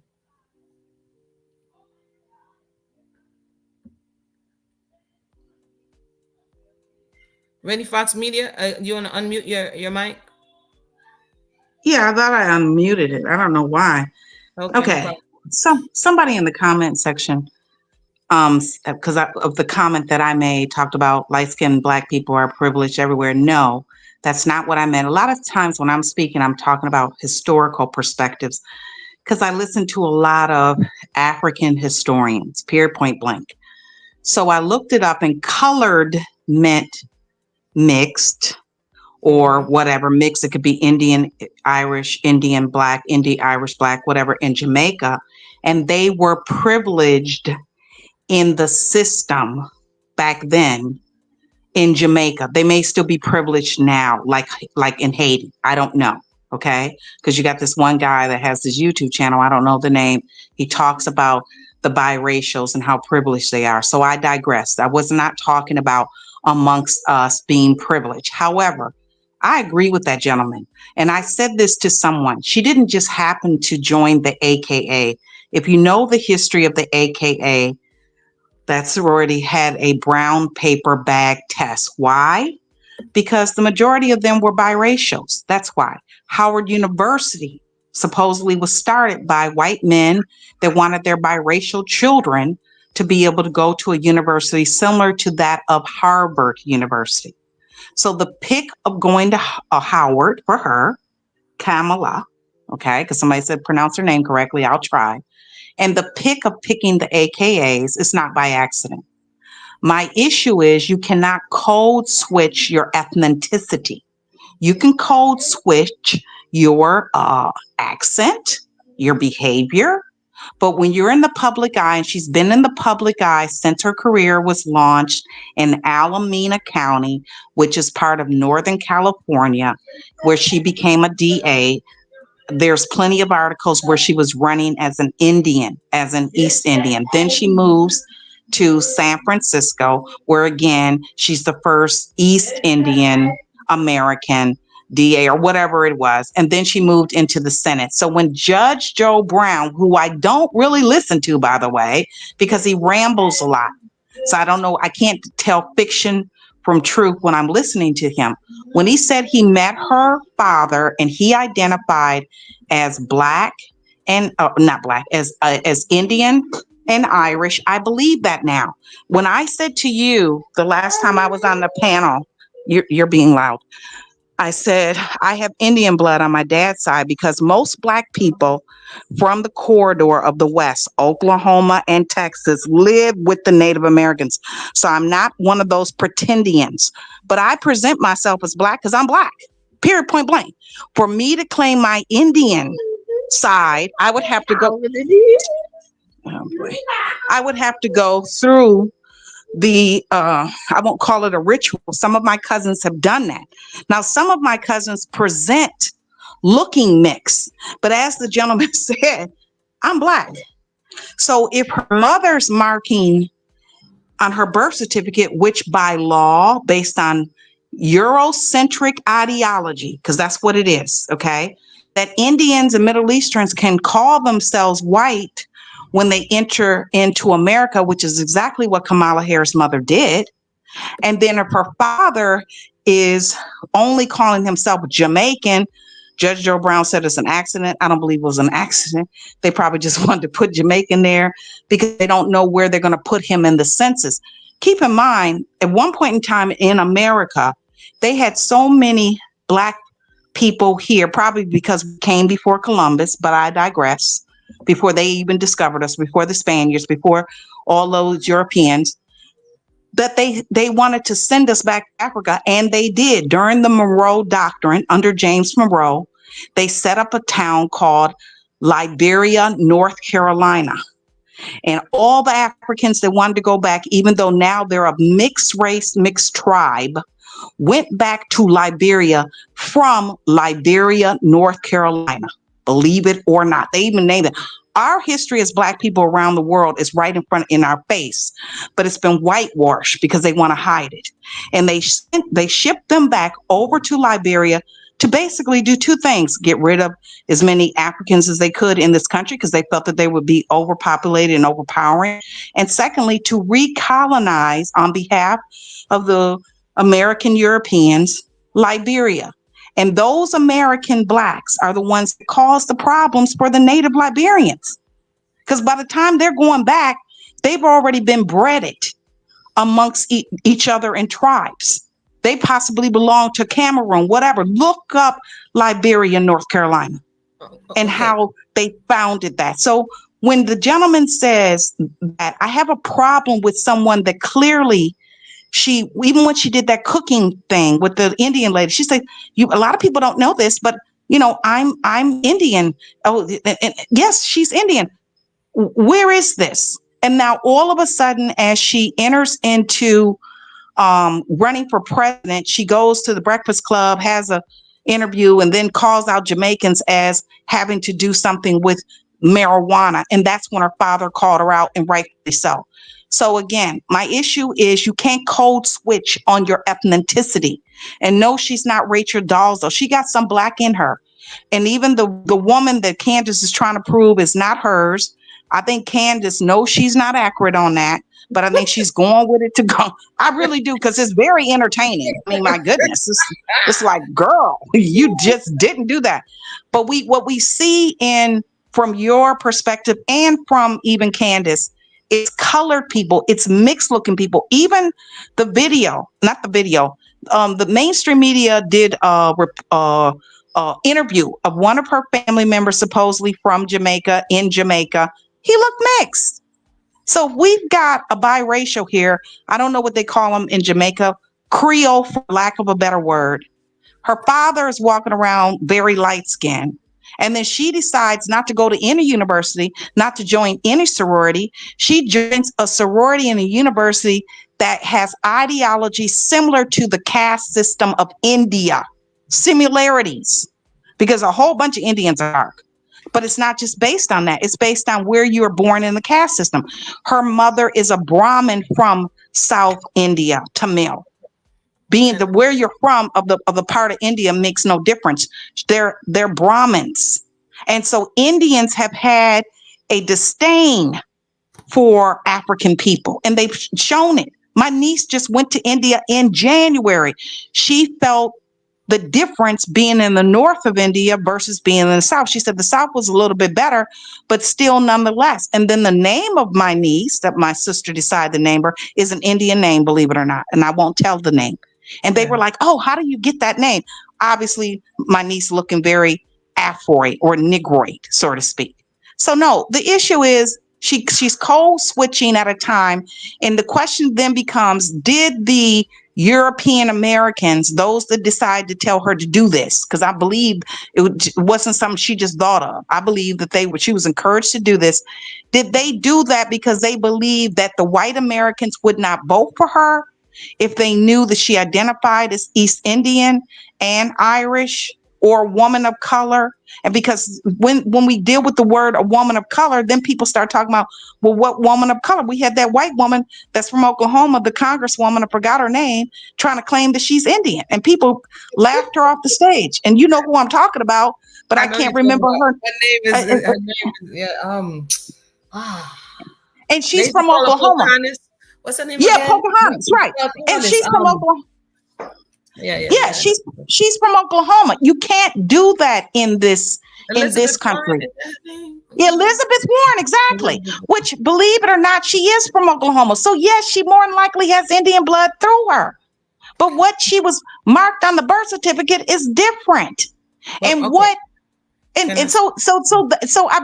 the guy was saying about whether or not he was going to call her that becomes the issue. Is there some black in her? Clearly somewhere. What Burl, the one that you're identifying as her grandmother. She looked like she's that's what the daddy said. Okay, that's fine. I'm identifying through your research. Through your research. She looks like, to me, she is mixed with Indian and African. And then one more thing. I'm not saying, because I didn't see the word Negroid yet come up, but I may have to go back to some of your chapters. Another Jamaican guy is doing review on the same thing. And I'm glad the Jamaicans are speaking up. But you got to understand, if you're in America, what the social norms are applied. The one drop rule, and Candace brought this up, I verified it, was out of date with Love versus the state of Virginia. That's when they dropped the one drop rule. So what our rules are in America are different than the rules in Jamaica. Jamaica's rules are different than the rules in South Africa. So that has to be respected. If Kamala grew up here in a black community, she should know that. So no, I don't think it's by any accident she went to Howard University. She joined the AKAs, not the Deltas. And I really agree with that man. Do I refer to her as black? Not really. I refer to her as a woman of color that has some black in her. If she want to call herself black, that's fine. But I really think that it's being done because they don't think that the white Americans will vote for an East Indian. I think that's where we're at. Code switching and all this stuff. You do that on your time behind closed doors, not when you enter into the public arena.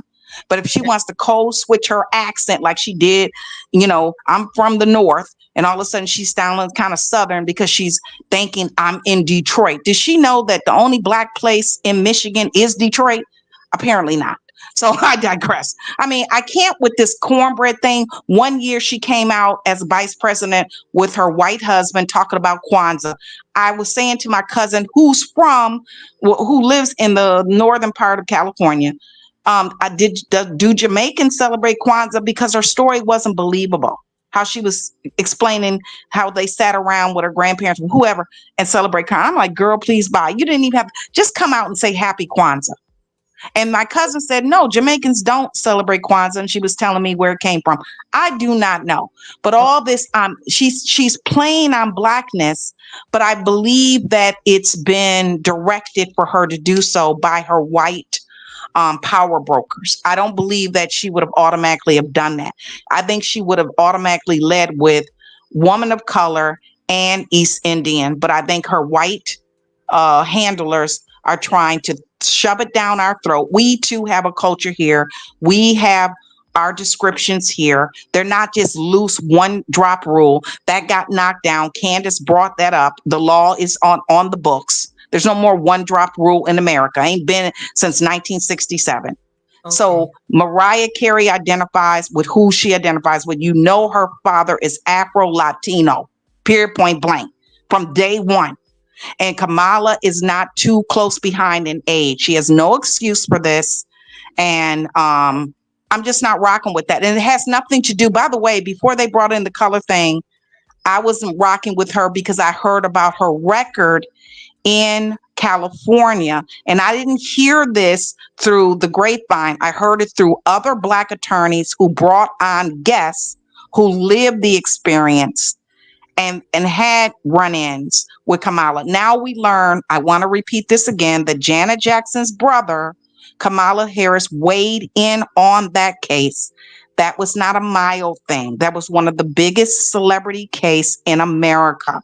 Kamala Harris weighed in on that case. So you think Janet Jackson's family, or at least Janet Jackson, doesn't know who she's identified as long as they lived in California? So no, I think that people just need to stop asking the question.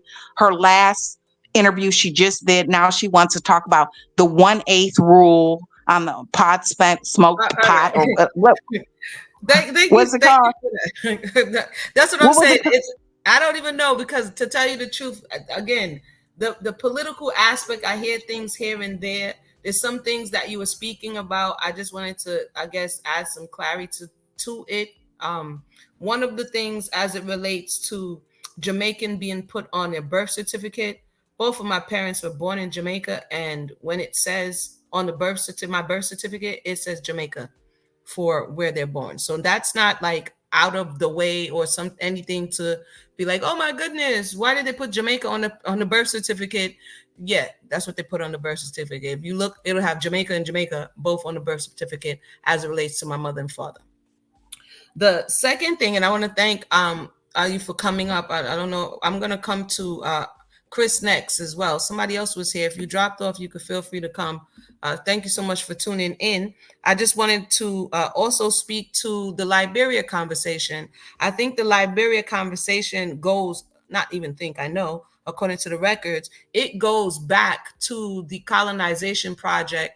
I don't want to give the wrong date, but the colonization project was happening way before. Hold on. I spoke about it before many times on this channel because it was brought up. So I just want to give the actual date here. It was 1816. A group of white Americans founded the American Colonization Project to deal with, and I'm reading here, the quote, program of the growing numbers of free Blacks in the United States, as you said, by resettling them in Africa, right? There was a book that I also referenced. If it's a small book, it's available on Amazon as well. But this name of the book is David Walker's Appeal to the Colored Citizens of the World. And this helps with that particular conversation of resettling in Liberia. But they got this idea from one of the people, from Thomas Jefferson, who back in the 1700s in his journal on a Virginia planter, he spoke about the issue that would arise once enslaved peoples were free. And again, when I talk about the vestiges of slavery, the remnants of slavery, all of this that we are talking about now is part and parcel leftovers of that particular institution. So, you know, sometimes it's to me, it has helped to become more objective by stepping back and broadening in the lens to understand whether or not we are helping the situation or we're helping to continue to further the issue and exasperate the issue by creating more contention amongst ourselves, because some of this stuff is doing what it was designed to do. The infighting is doing what it's designed to do. The spending so much time on you are, you're not, you are, you're not, you are, and you're not, is doing what it was designed to do. So I just wanted to bring those two references for if we have any researchers in the Rainy Fox. When you look at the, again, I don't know if you've read David Walker's appeal to the colored citizens. This particular one was the objection. David Walker was an antagonist. He was against the idea of sending melanated people back to Africa, right? Because in his estimation, he ain't going nowhere because you ain't paid up. And so, but remember, 1830 in America, slavery is not over. Slavery is not over to 1865 and beyond, right? So another thing I wanted to say, so that's something separate. Y'all know me. If you say something that reminds me of something I read, I'm gonna give you that. So that's David Walker's appeal. The next thing that was said is about code switching. I'm not into politics, but if I can remember correctly, the thing that Kamala is doing, I think it feels more offensive to people because she has some other ethnicity in her. But if I could remember correctly, Hillary pulled out hot sauce out of her bag. And if I can remember correctly, Barack changed his, no, Hillary was over there talking about she ain't no ways tired, like she was Sojourner Truth. And when speaking to certain crowds, people would placate to that crowd to try to form this type of connection. I'm not saying it's correct. I'm just saying it's been done, and I've heard it done over the years. And again, if I'm not mistaken, I'm going to throw it all the way back to Bill Clinton. Melanated people was out here calling Bill Clinton the first black president, if we could remember. Why? Because they identified with the way he moved and his saxophone playing. So I don't think that this particular issue is necessarily just about her, but I think it's more pronounced because it is her. So I hope you guys are being respectful in the comment section. Hopefully you guys, I'm not able to monitor the comment section, but I was just responding to some of the things I heard. I'm going to bring Chris up now. Chris, welcome to the conversation. Yeah, peace. Thank you, Numa. I'm going to keep it sweet because I know a lot of time has been taken up, but I do realize that to a lot of people still don't understand your point, where you're coming from to say that black and white is a construct. So everything that people are explaining that she's doing this in politics and this and that, that's all part of the made up construct that of black and white. But I'm gonna give you everyone an example of something in terms of this topic that will shake your foundation for the rest of your life. So please, everyone, listen to this example. I'm gonna ask a question. I'll keep it sweet. I'm gonna ask a question to everyone. Just answer within yourself. What is the oldest known genetic African peoples on this planet? I'll answer if you don't know. Their name is the Khoisan. Okay, the Khoisan people. Google them right now, and your mind will go, wait a second. How come they're brown? How come and they have relative pygmy and bushman cousin tribes, and they're all dark? But what is it about this particular Khoisan people who are older than their cousin tribes? But why are they brown? And then this shook the whole planet because these are the oldest people. They speak the oldest language. So genetically, so what I'm saying is, anybody out here want to compare yourself to the oldest African on the planet, right? And you will be darker than them. But here's what happened to those people thousands of years ago, genetically and proven. Asian DNA was inserted into their DNA thousands of years ago, though. So you're seeing remnants of that thousands of years in this one Khoisan people. Yet genetically, they are the oldest DNA on the planet. So this black and white is by fact a social construct.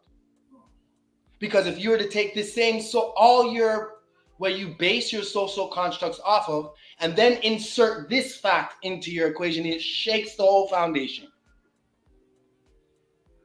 Because, and so this is the point where we're trying to say context, or we're trying to say really and truly, like, if Kamala Harris, who I don't support, but if she was for black people, everyone would be pointing out how black, or this is black in her and that's black in her, because it's a social construct. If Bob Marley wasn't for black Africa, we wouldn't be hailing him, or some who do hailing. It's still a social contract. We have to understand this when we're having this conversation. You're allowed to share your opinion, and your opinion is true. Nobody's saying that, but please, what Enuma does is specifically goes over details and properly labels things and puts them in particular places to be dealt with accordingly. You don't rush over things. You don't skip over things. You don't even bring your own emotions into it. You actually just have to look, and all she's stating is that genetically, she has this African, and that Indian, and that Irish. So you can't say she doesn't have African DNA. It's just simple. Everything else, everyone will call in and say, oh, well, it's because Kamala's doing this and doing this. True, but that's not what Enuma's purpose and point here for doing the whole thing. She's a genealogist, and this is the concept of genealogy we're trying to introduce to people to start thinking this way. Because you don't think this way. By fact, you have to admit this. If you don't do genealogy, you do not think this way. And it's not a bad thing, but you could start to learn, understand, you can relate to certain concepts to say, yeah, I recognize that. I should do that. I made a mistake with that myself. Let me go back and clear up something. Let me even start to realize that I'm just actually giving a circular argument because I'm not understanding the point. Right. That part. This is where people get, I don't mean to cut you, where we get stuck in discussion because we are not agreeing on the starting point. Why are we having the discussion? Yes. And if we go along and we say, as someone's saying they don't agree with what you're saying, we tend to be like, I don't agree, but I'm not providing supportive information. This is also why we just go round and round. We get louder and louder and louder instead of saying, but that's why I always pull resources. People might be like, Amuna, why are you always pulling resources? So that you could go read it yourself. Yeah. We just heard about the Liberian resettling. I gave you a resource. I was talking about what Olado Equiano was saying about black, quote unquote, black people, but Africans in Jamaica in 1700s. I gave you a source. I'm talking, you understand? So that we can be on an even playing field when we're having this discussion, and so that it doesn't become so cumbersome and emotionally draining because we refuse to advance the discussion. Yeah, correct. Advancing a conversation. Yes. The conversation has to advance. And the only way that it's going to do that is if we're willing to say what we don't know, what we don't understand, clearly state what you disagree with, and provide supporting evidence. Right. Go ahead. Well, just like when doing your own family tree research. These are the techniques you have to employ, learn. So if people want to actually get used to what Enuma's talking about, start doing your family tree. You'll start to actually experience, and you'll be like, that's what Enuma was talking about. Yeah. Your conversations will change. Same thing white people go. That's part that I've been doing, if I may, for the greater part of a decade. Facilitating discussions, much like you see me here. That's why people say, oh, you're so good at it. I've been doing it for a long time. Yes. In the space of Caribbean people, in the space of healing, in the space of psychology, I'm noticed something. Yeah.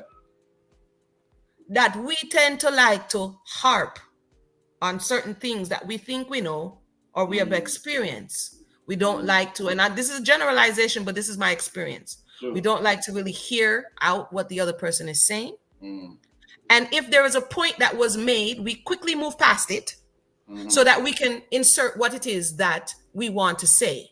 And therefore, no one in the conversation feels heard or understood.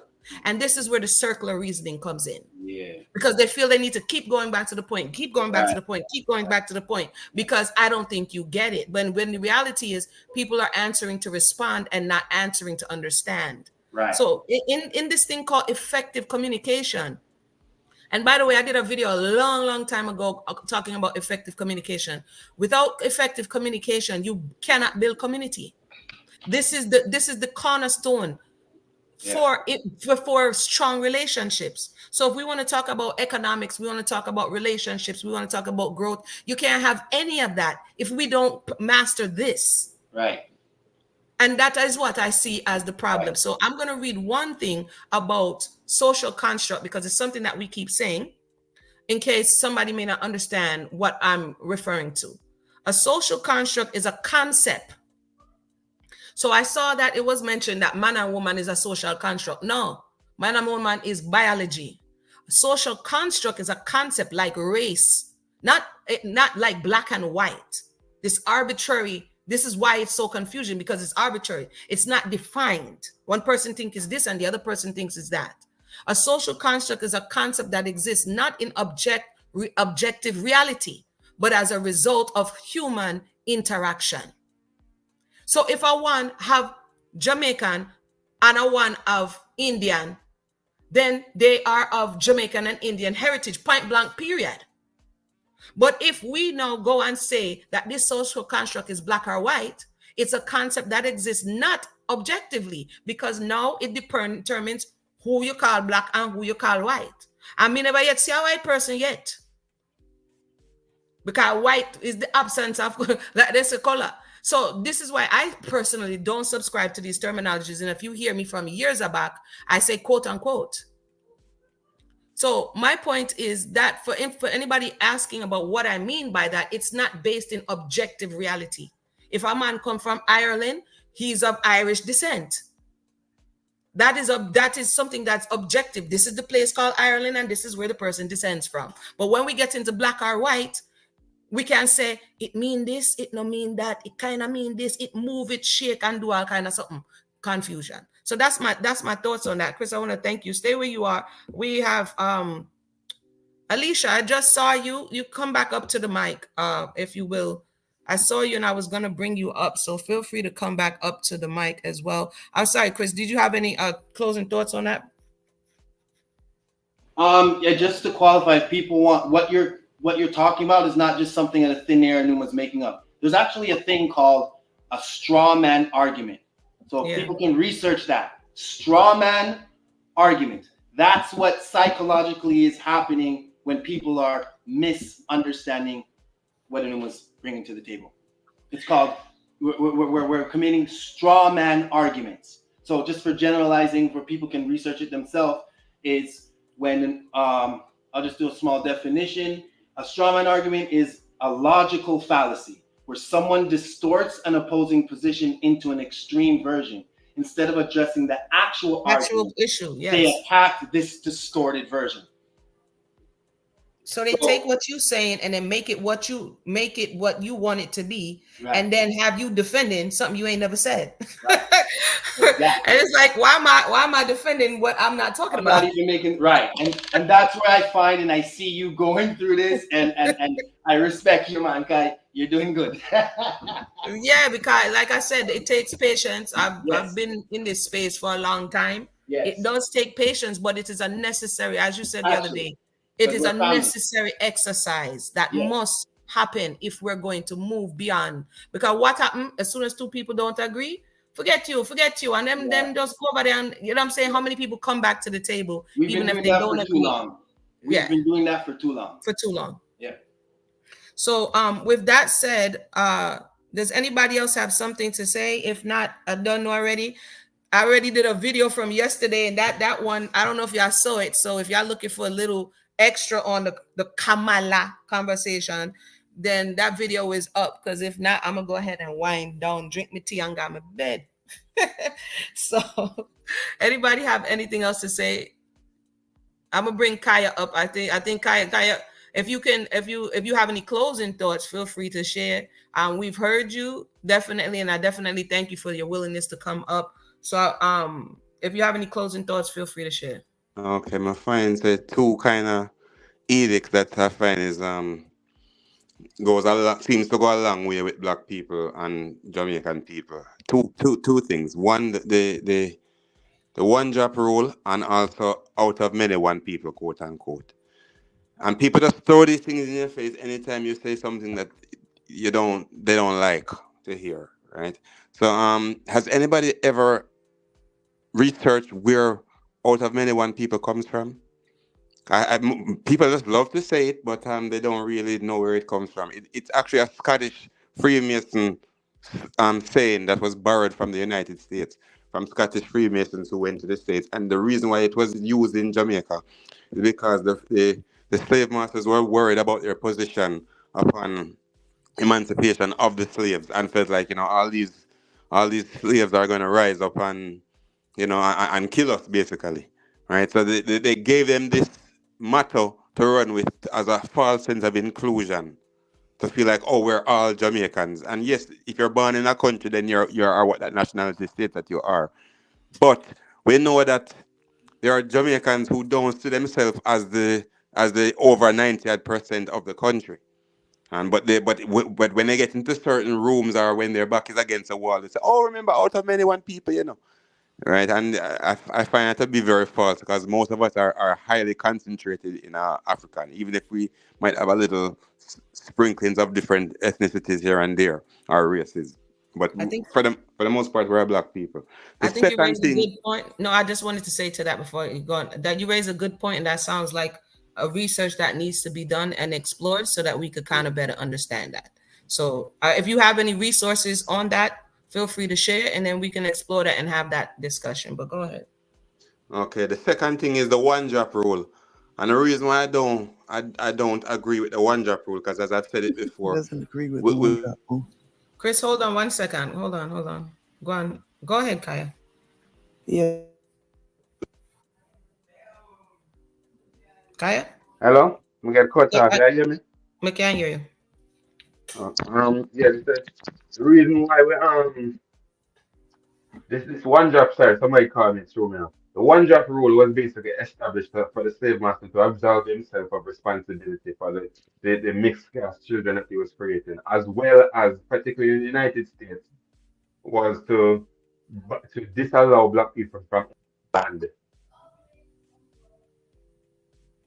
Well, I agree with you on that based on my research. We can definitely come back and have that conversation as well. There is something that changed early on, and it's actually connected with the invention of white people. So definitely we can have that conversation as well, because it was something that changed in the law so that the status of the child, when melanated women were being impregnated, originally in English law, the status followed the father, but now they changed it so that the status of the child would father the mother, so that you become what your mother is. So I would agree with that based on research, and that is also something that we could come back and revisit as well. All right, Kai, thank you so much. I don't know if you're going out and in. I see Alicia. Thank you so much for that. Those are topics that we could definitely revisit. Alicia, welcome to the conversation. Yeah. I'm interested in your not experience, not thoughts, not feelings, but your research on social construct and how that applies to the everyday lives of people. How it's how it's uh, how it operates and functions in real life. We're actually living in one right now. We're living in a time where gender has become fluid. And now this social construct, meaning what people believe gender is, has become this thing that can change based on how people feel or the general consensus. So in reality, we're actually saw it being implemented and living in it, so that when you go and put on applications, employers have agreed to it, application forms have agreed to it. All of this is something that the general populace or the people that are in power agree to, and the people can also have to now live within this construct that is created. Okay. So yes, so that is something that is So, how it's affecting us in present time. so have you researched eugenics? Yes. Okay. And do you know how eugenics was, I mean, where no, how it came about and who Um, enacted it? wait, hold on. Yeah. may I interject? Somebody studying eugenics is not the birth of the concept of eugenics. Is I that the mean, birth of like what? a The lot of concept of people what? you're trying to find an origin for eugenics. No, I attach social constructs with eugenics. Oh, sorry, pardon me. I thought I heard something else. Sorry, sister, for interrupting me. Okay. It doesn't just apply to one construct, right? It doesn't just, that is definitely something that we can have No, another. in fact, eugenics is the mother of many constructs. But what I'm saying is that this predates to a certain degree this conception of race as we know it today. It goes beyond what the quote unquote modern day eugenicists were doing. To my In understanding, general, globally, in the US and later in Germany, in South Africa, in Australia, but that's eugenics. what I'm saying. As it relates to what I'm saying, you're asking me about eugenics and I asking asked me you about. about eugenics as a function. Right, but again, as it relates to the topic, I'll be happy to go into that. Like, because if we bring up a whole new topic, then we're gonna go on and on and on. So, like I'm saying, just like I just told Kaya, is something that we can revisit. But you asked me the question about social constructs, and I gave you an example about one. And to my understanding, race would predate the present day concept of eugenics. All right. So you want to talk Correct. about the ends, but you don't want to talk about the means. No, I want to talk about the five the five episode research that I just put into this entire conversation about genealogy, and to see whether or not people had any closing thoughts on this before Well, on that point, do you think Yeah. genealogy will deconstruct race? Will it Can I give my deconstruct it? opinion on that one? Yes, please. Thank you. Great question, sis. I think that is a great question. My perspective and my experience so far, it has been enlightening people on a deeper understanding that race is not anything scientific, right? It's not, for example, if we're doing science, the scientific method, seeing something, observing something, and demonstrating it, repeating it, is something like we can actually like work with, grow with. Yeah. But things that are like mythical and still, you know, potentially, it's like we can't really gravitate around that. So they're still part of the discussion. Except that people enjoy that myth.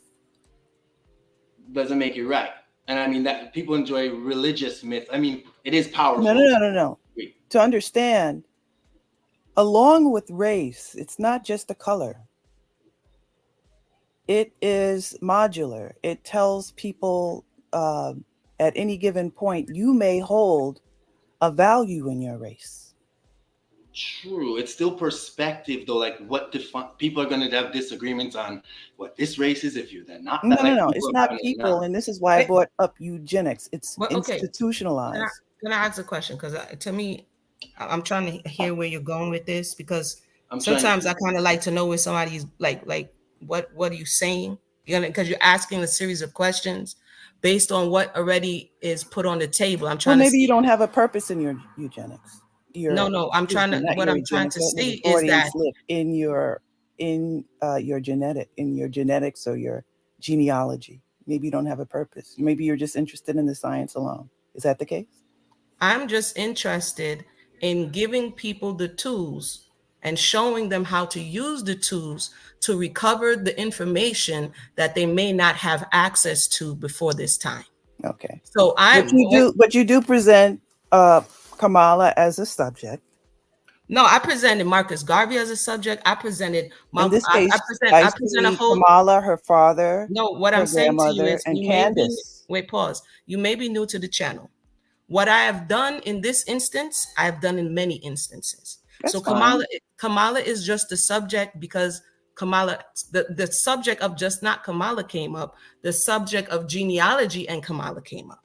Much like before this one, the subject of Marcus Garvey came up. Much like before that one, the subject of Bob Marley came up. Okay. And my purpose here on the channel is to let people know that these tools exist, and the information that was lost through the experience of the transatlantic slave trade, that we now can restore some of those lost treasures to our family so that we can heal. That is my purpose. I'm not new to your channel. I've watched you for some time. Okay, so that's why I'm trying to figure out where you're going in with this case, this seems to be a reaction video.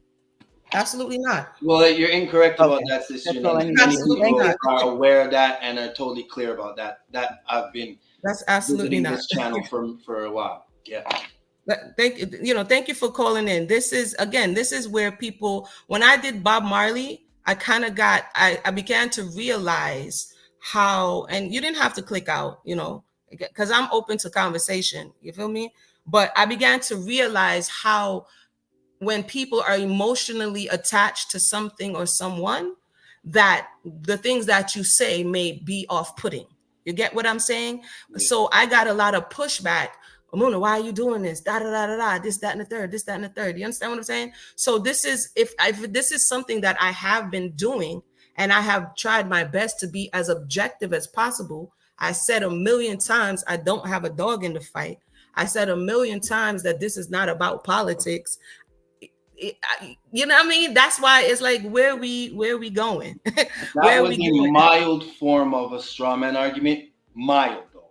That's why I kind of like to cut to the chase and for you to tell me, what is this really about? So then I can answer that. I didn't mean to be rude or short or dismissive. I kind of really wanted to know, what was this about, so that I can answer that. I'll just give a little story and then I'm around down. And I said it the other day. In 2016, I got tired of people upset about slave movies, right? Especially melanated people, quote unquote, Black people, right? And I said, as somebody who's big on healing, that's why you see soul therapy right here, right? I said, if we look at the trauma, this is for people who may not understand what my purpose is. If we look at the trauma and if we explore it, and if we deactivate the triggers, then people can no longer control us emotionally. I don't say it often. I wrote a book back in 2015 called The Angry Black Woman. This book is where I began to explore how this trope was connected with slavery and how this trope was birthed out of the Black woman, quote unquote, the Black woman's response to the oppression in slavery. That book is on Amazon. You can see it today. So my thing is, if you've been listening to this channel for that long, or I don't know at what point people come in. That's why I always reintroduce myself. I don't understand how we get to this point. You get what I'm saying? Because I have studied extensively about African American history, extensively about the stories of African, not just from the Europeans' perspective, but from the melanated body, their experiences. When you see the books behind me, they're not props. They're not props. Right? So for me, the reason I entered the chat on this conversation is because I thought, in what I was seeing, that Candace Owens was being, what's the word I'm looking for? She was being irresponsible with this very important information and this process, by using it to weaponize it, as opposed to using it for what it could be used for, which is restoring and healing. I understand you want to know if the person is Black, or if the person is this, or if the person is that. But if you are giving people reason to go into records and change them around and spin narratives, that's not what it's there for. This project has been made available by people who have spent thousands of man hours to scan in these documents. When I started this work, they told me I would have to fly to Jamaica to get this. That was back in 2009. I didn't just start this work. They said, listen, I can't give you any more further information. You're going to have to touch down and get this information. So to understand that in 2024, this information is at my fingertips, I think it's a beautiful thing. And I think we should respect the opportunity. If you don't care about it, cool. You understand? But this is me personally, I think we should respect the opportunity. And it's from this perspective that I'm having this conversation. So hopefully that cleared it up. And, for me, you could come straight. You don't have to go around hide stick and lick a bush. For me, if you come straight, I could better answer whatever your concerns may be, right? So With that, anybody else have anything else to say? If not, I'm going to go ahead and wind down. People thought it was personal when I talked about what I read, what Bob Marley wrote. Amona, stop talking about Bob. Stop talking about Rita. Stop talking about Marcos. I'm like, this is what our problem is. The information for us to learn, Yeah. if we learn from history, we're going to repeat it. So because we don't want to look at the good, the bad, and the indifferent, when someone begins to broach these topics, we get defensive because there's still pain there. And so we're going to naturally try to shield ourselves and protect ourselves. And every time it happens, guess what? Someone outside of us can control us, because what we refuse to deal with and resolve, that becomes our pain point. And therefore, people can control us in that way. So healing requires us doing what it is that we are doing. So I know that people may be here for another reason, but the reality is that's why I am here. And I put in this work if one person is listening or if 100 people are listening, right? So with that said, I see that, and I'm gonna ask everybody for brevity at this point, to be brief, because then I'm gonna boogie because I'm kind of tired. So I'm gonna thank you for your time and thing, right? And then Randy Fox, welcome to the conversation. Thanks. I wanted to finish up because I didn't get to hear what your response was to what I had posed. But when I talked about Liberia and North Carolina, what's important about that, it's not that something didn't happen before or after. It's important that James Monroe, under the Monroe Doctrine, actually put it in there. And it's right there in our faces as African Americans that we don't know this. And a lot of those African Americans they did send back to Liberia are part of why Liberia is having this tribal problem. That's number one. Number two, no person. I'm sorry. I don't want to cut you. I wanted to kind of clearly hear. What did you say? You said it. You come again with the I know you ended on Liberia having the problem. No, send it going, because you had pointed out that no, they had done it before James Monroe, and there was no argument with that. I was just saying, when they taught us in school about James Monroe Doctrine, they didn't talk about Liberia, North Carolina, in other words. So when they put it down in writing and established it, that was part of it, sending those Africans back to Liberia. They weren't Liberian. They were probably Nigerian, Cameroon, etc. That was my point in talking about Liberia, North Carolina, because a lot of people don't know that it was even there, and that they used that as a launching pad. That's number one. That's all I was saying. So there was no disagreement when you came back to respond by saying it had happened. I was just expanding. I don't mean to cut you. Yeah. It was, you were expanding it, and I don't doubt at all, because they always had a concern about too many of us here, and that's why I believe that we came before Columbus. Okay, but I go and reference Black historians when I talk about that. But I digress. In terms of code switching, the reason I brought up Pocahontas, it's not that Kamala, and I said this on your last panel, doesn't have Black in her. It's that most of the time when people are in public office, they don't become Latino one minute and Black the next. They normally present themselves in these days and time. And keep in mind, Kamala was born in 1964. That is after the civil rights laws are established on the books. She goes to an integrated school. From what I understand, even Candace brought it up. But even if she didn't, I would have already known the truth. That the school she referenced that was segregated wasn't even segregated in California, because California and Berkeley didn't have segregation. So people are catching her on things that she has said to align herself with Blackness. But most public officials that I know of do not code switch. It is rumored that Babe Ruth was or had Black in him, but we're talking about before these laws were established. There were people that were passing to be white, like Mariah Carey could have done it, but she didn't. But the Kamala Harris generation, which is the beginning of Generation X, 1964, 65, they didn't really have to do all that code switching and stuff. So when someone's doing that, it's disingenuous to assign it to, well, people code switch by Obama code switch. Obama did not code switch. He code switched in his dialect, maybe, but his father was clearly African. Period, point blank. I But never had an argument about Obama being black. I don't even have an argument that Kamala has black in her. I have an argument that if you're walking around presenting yourself, and we can find numerous footage on, numerous articles written as she enters into her professional career as an East Indian American. That's problematic.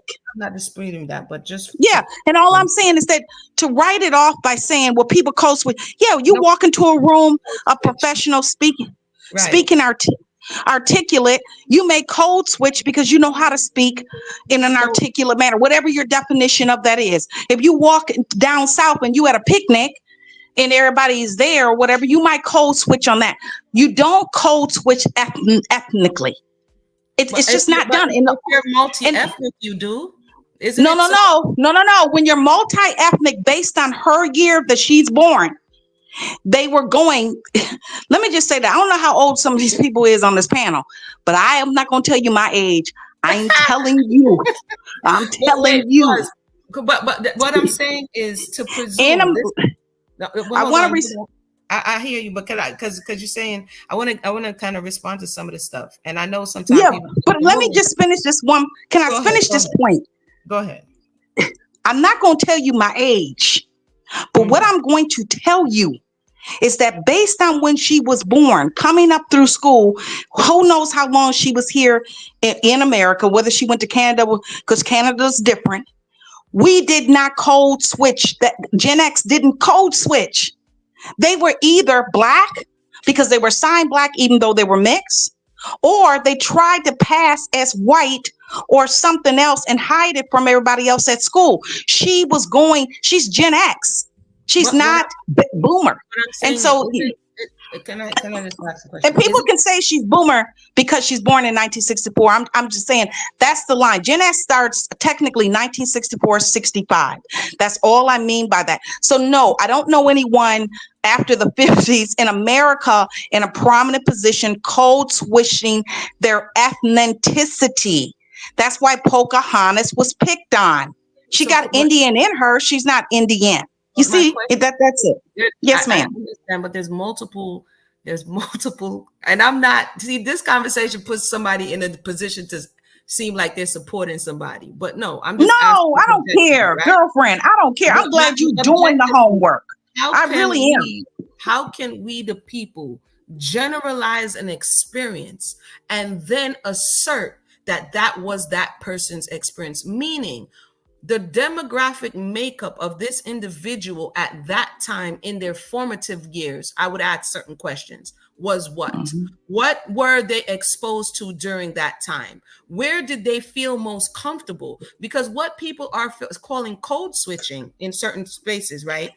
When we are in our formative years, the social the people that embrace us the most, we tend to internalize that type of behavior or that type of dialect. Or do you understand what I'm saying? Then you may graduate to another space. So for instance, in Florida, when I came here, you may find that you have European boys and girls, but they grew around a lot of melanated people.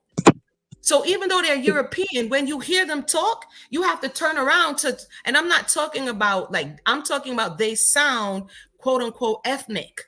Why? Exactly. Because they grew up in this era. So my thing is, I don't know where the woman grew up. I don't know what her experience was for me to say what is the authentic her and what is not the authentic her. You get what I'm saying? Yes, ma'am. How can we do that? Oh, I can. Let me tell you how. Let me put it to you this way about Kamala. I know people that went to Howard University with her without telling you my age. No, but before. Okay. Howard, what I'm saying is no. But that's the problem. Wait. See, I know Canada very. No, what I'm saying is before. Wait, hold on. Before Howard, our formative years are 0 to 7, 7 to 14. Okay, fine. Right. Okay.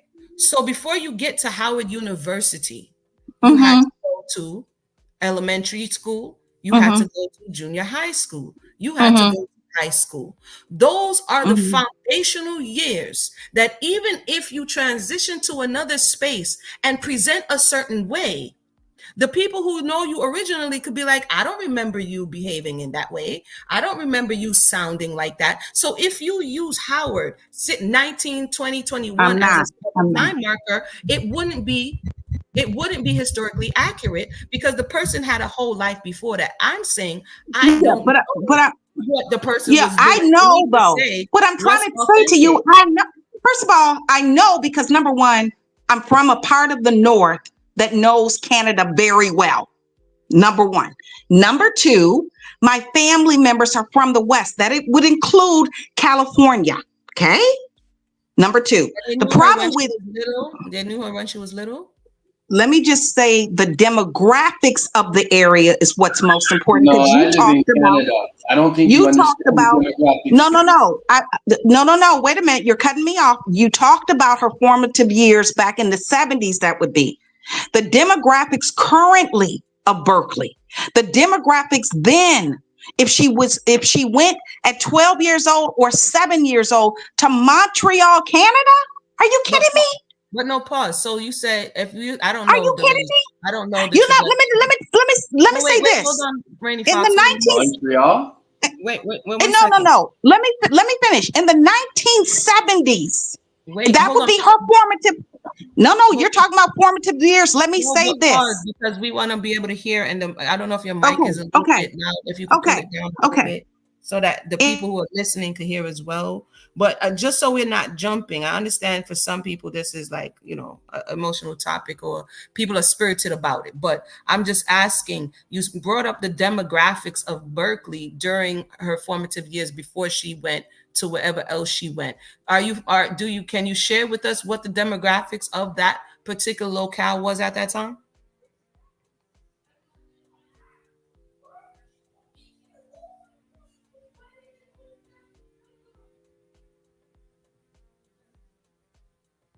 Sis, are you on mute? She might be on mute. I'm not sure. For those who just joined us, I said I was going to wind down. It's 10:12 here in Eastern Standard Time. Uh, um, you know, I don't want to seem as though, because sometimes the conversation jumps, and I understand that conversations, naturally move and they organically become other things, but I don't want to really lose kind of what we are or were talking about or what we were recapping. You understand what I'm saying? But what I'm saying is that in order to establish, somebody puts a claim like code switching, then we would have to establish what is the base personality of this individual. You get what I'm saying? Or is it me? If I say you are acting different, then how did you act before this point? Who is the authentic you? Do you have different sides of you? Do you present in one way? Foxy Media, I think your mic went out. Do you present in one way and then when you come over here, you present in the next way? Is that a crime? I'm not, does somebody, is it take it, these are just questions that I would ask if we're saying, okay, this person, when she comes here, she has never acted like this before. And now all of a sudden she's acting like this.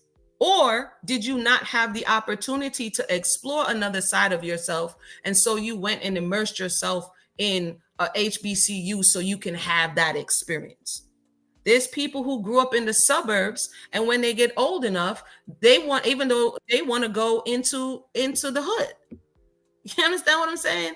But that's just my thoughts. I think it's a conversation for another day, as it is going into how the person presents, and not so much as, again, the genealogy that was being questioned. This is about character and personality more, to me, more than it is about genealogy. So this is totally a different conversation. But those are the things that would make it boring. If I would go and look up what is what was the demographic of this particular location in 1970, like I do that type of weird stuff. You understand?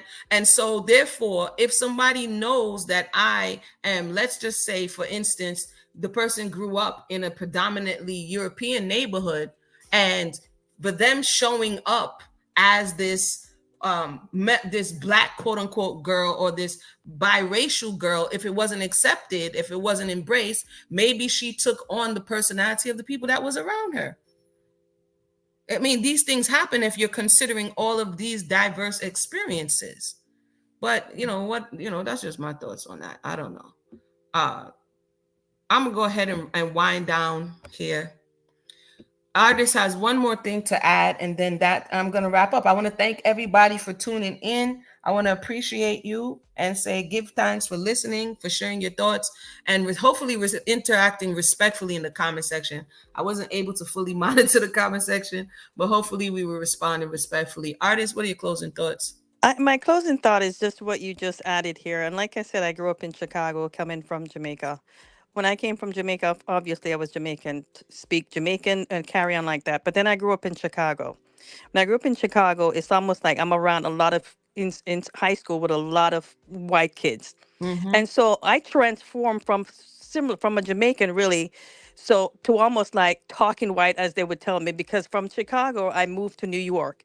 And New York they tell me, "Oh, you acting so white, you acting so stush." Mm-hmm. So the environment that you in, you conform to that. It shapes Then you. when Mm-hmm. it shapes you. Mm-hmm. And then I didn't even know I was behaving that way. I was being a part of the environment. And then I came to New York and found out I was too too short, too white, or what have you. Mm-hmm. And then from New York, I picked up that environment again, and I came to Florida, where it's like, where are you from?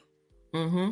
And then you have these two things twisted, and I didn't even know that I was talking certain way or being certain way. And then till now, I'm here living in Florida. I'm just being myself. Mm-hmm. I'm just being. And there's so much history to me that if I go someplace and I say something about who I am, somebody's going to say, well, I didn't know that about her. She was here, and this is who she pretended to be or thought she was.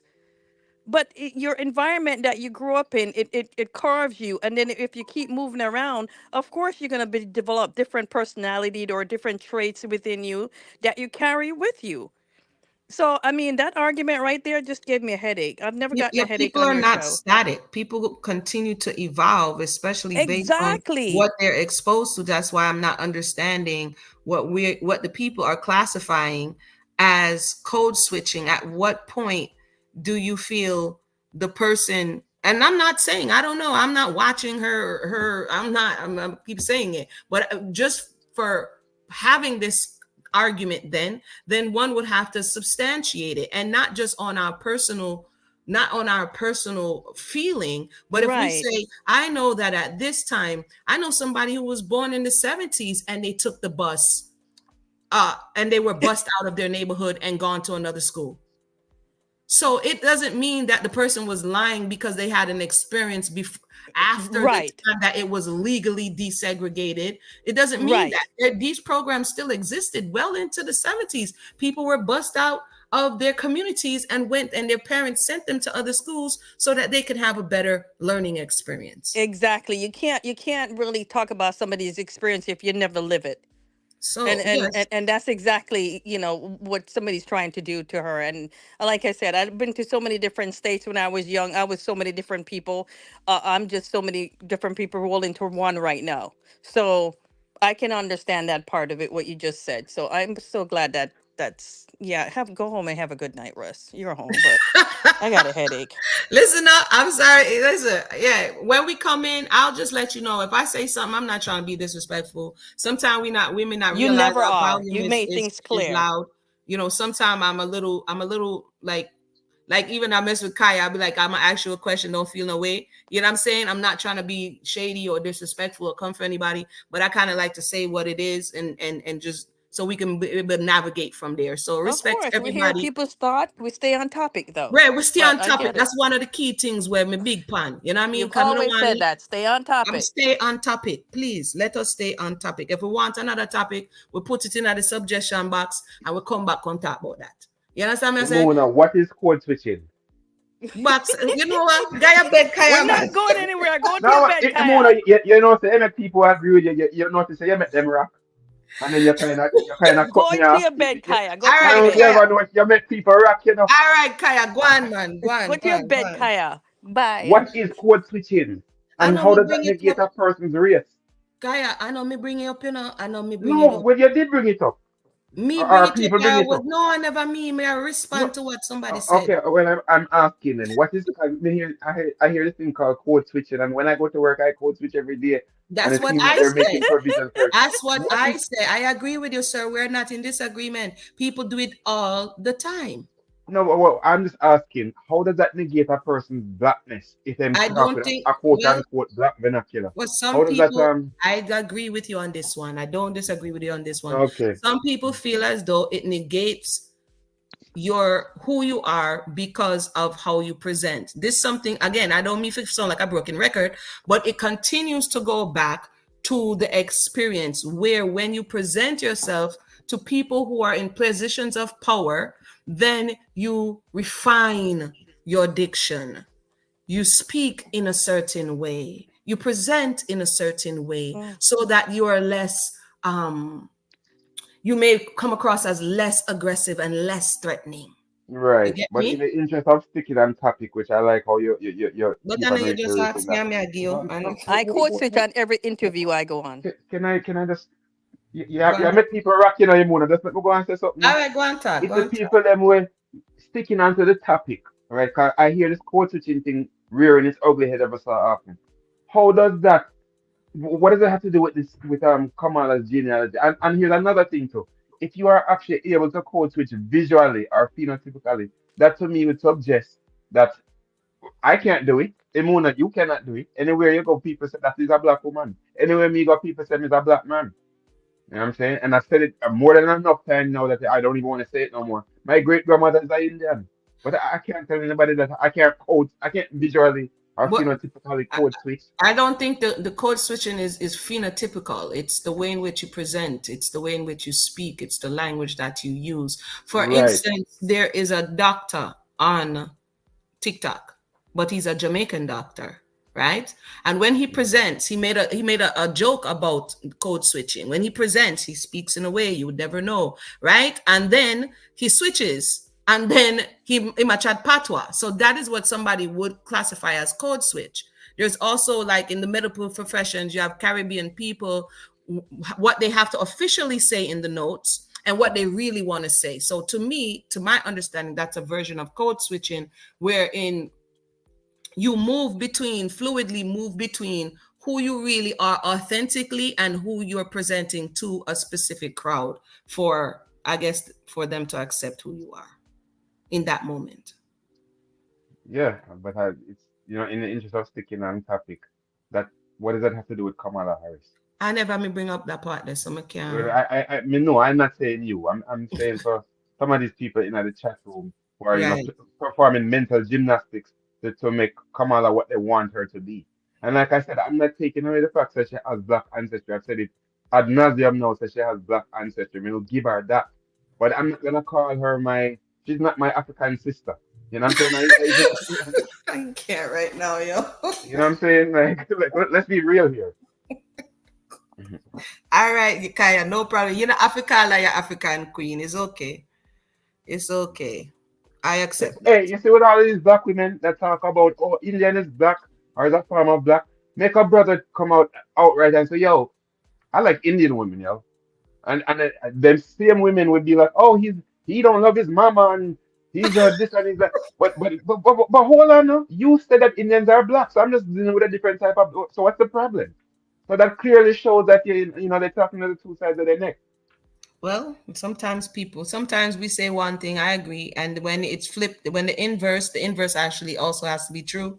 And so, as you said, that does present a problem real time. So, with that, did you have anything else to add before we wind down? Nah, man, good night, all. All right, And then give come on, thanks. cool, go ahead. But why you have to do that now? After me did say, oh, you see what you I'm see. just having fun. I'm just having fun. And have a good night, everybody. All right, you have a Well, good him say go again. Him not just say him so what where you take up the woman pan top of your head for? I don't know this woman, so me not bring it down carry it. So with that said, not laugh ya Kyle. With that said, thank everybody for tuning in. Tasha says, I think she's trying to say she does it to deceive, which is another topic, right? If it's about deception, if it's about not, then that's a topic. Maybe we'll come back. There's too much topic for come and talk about.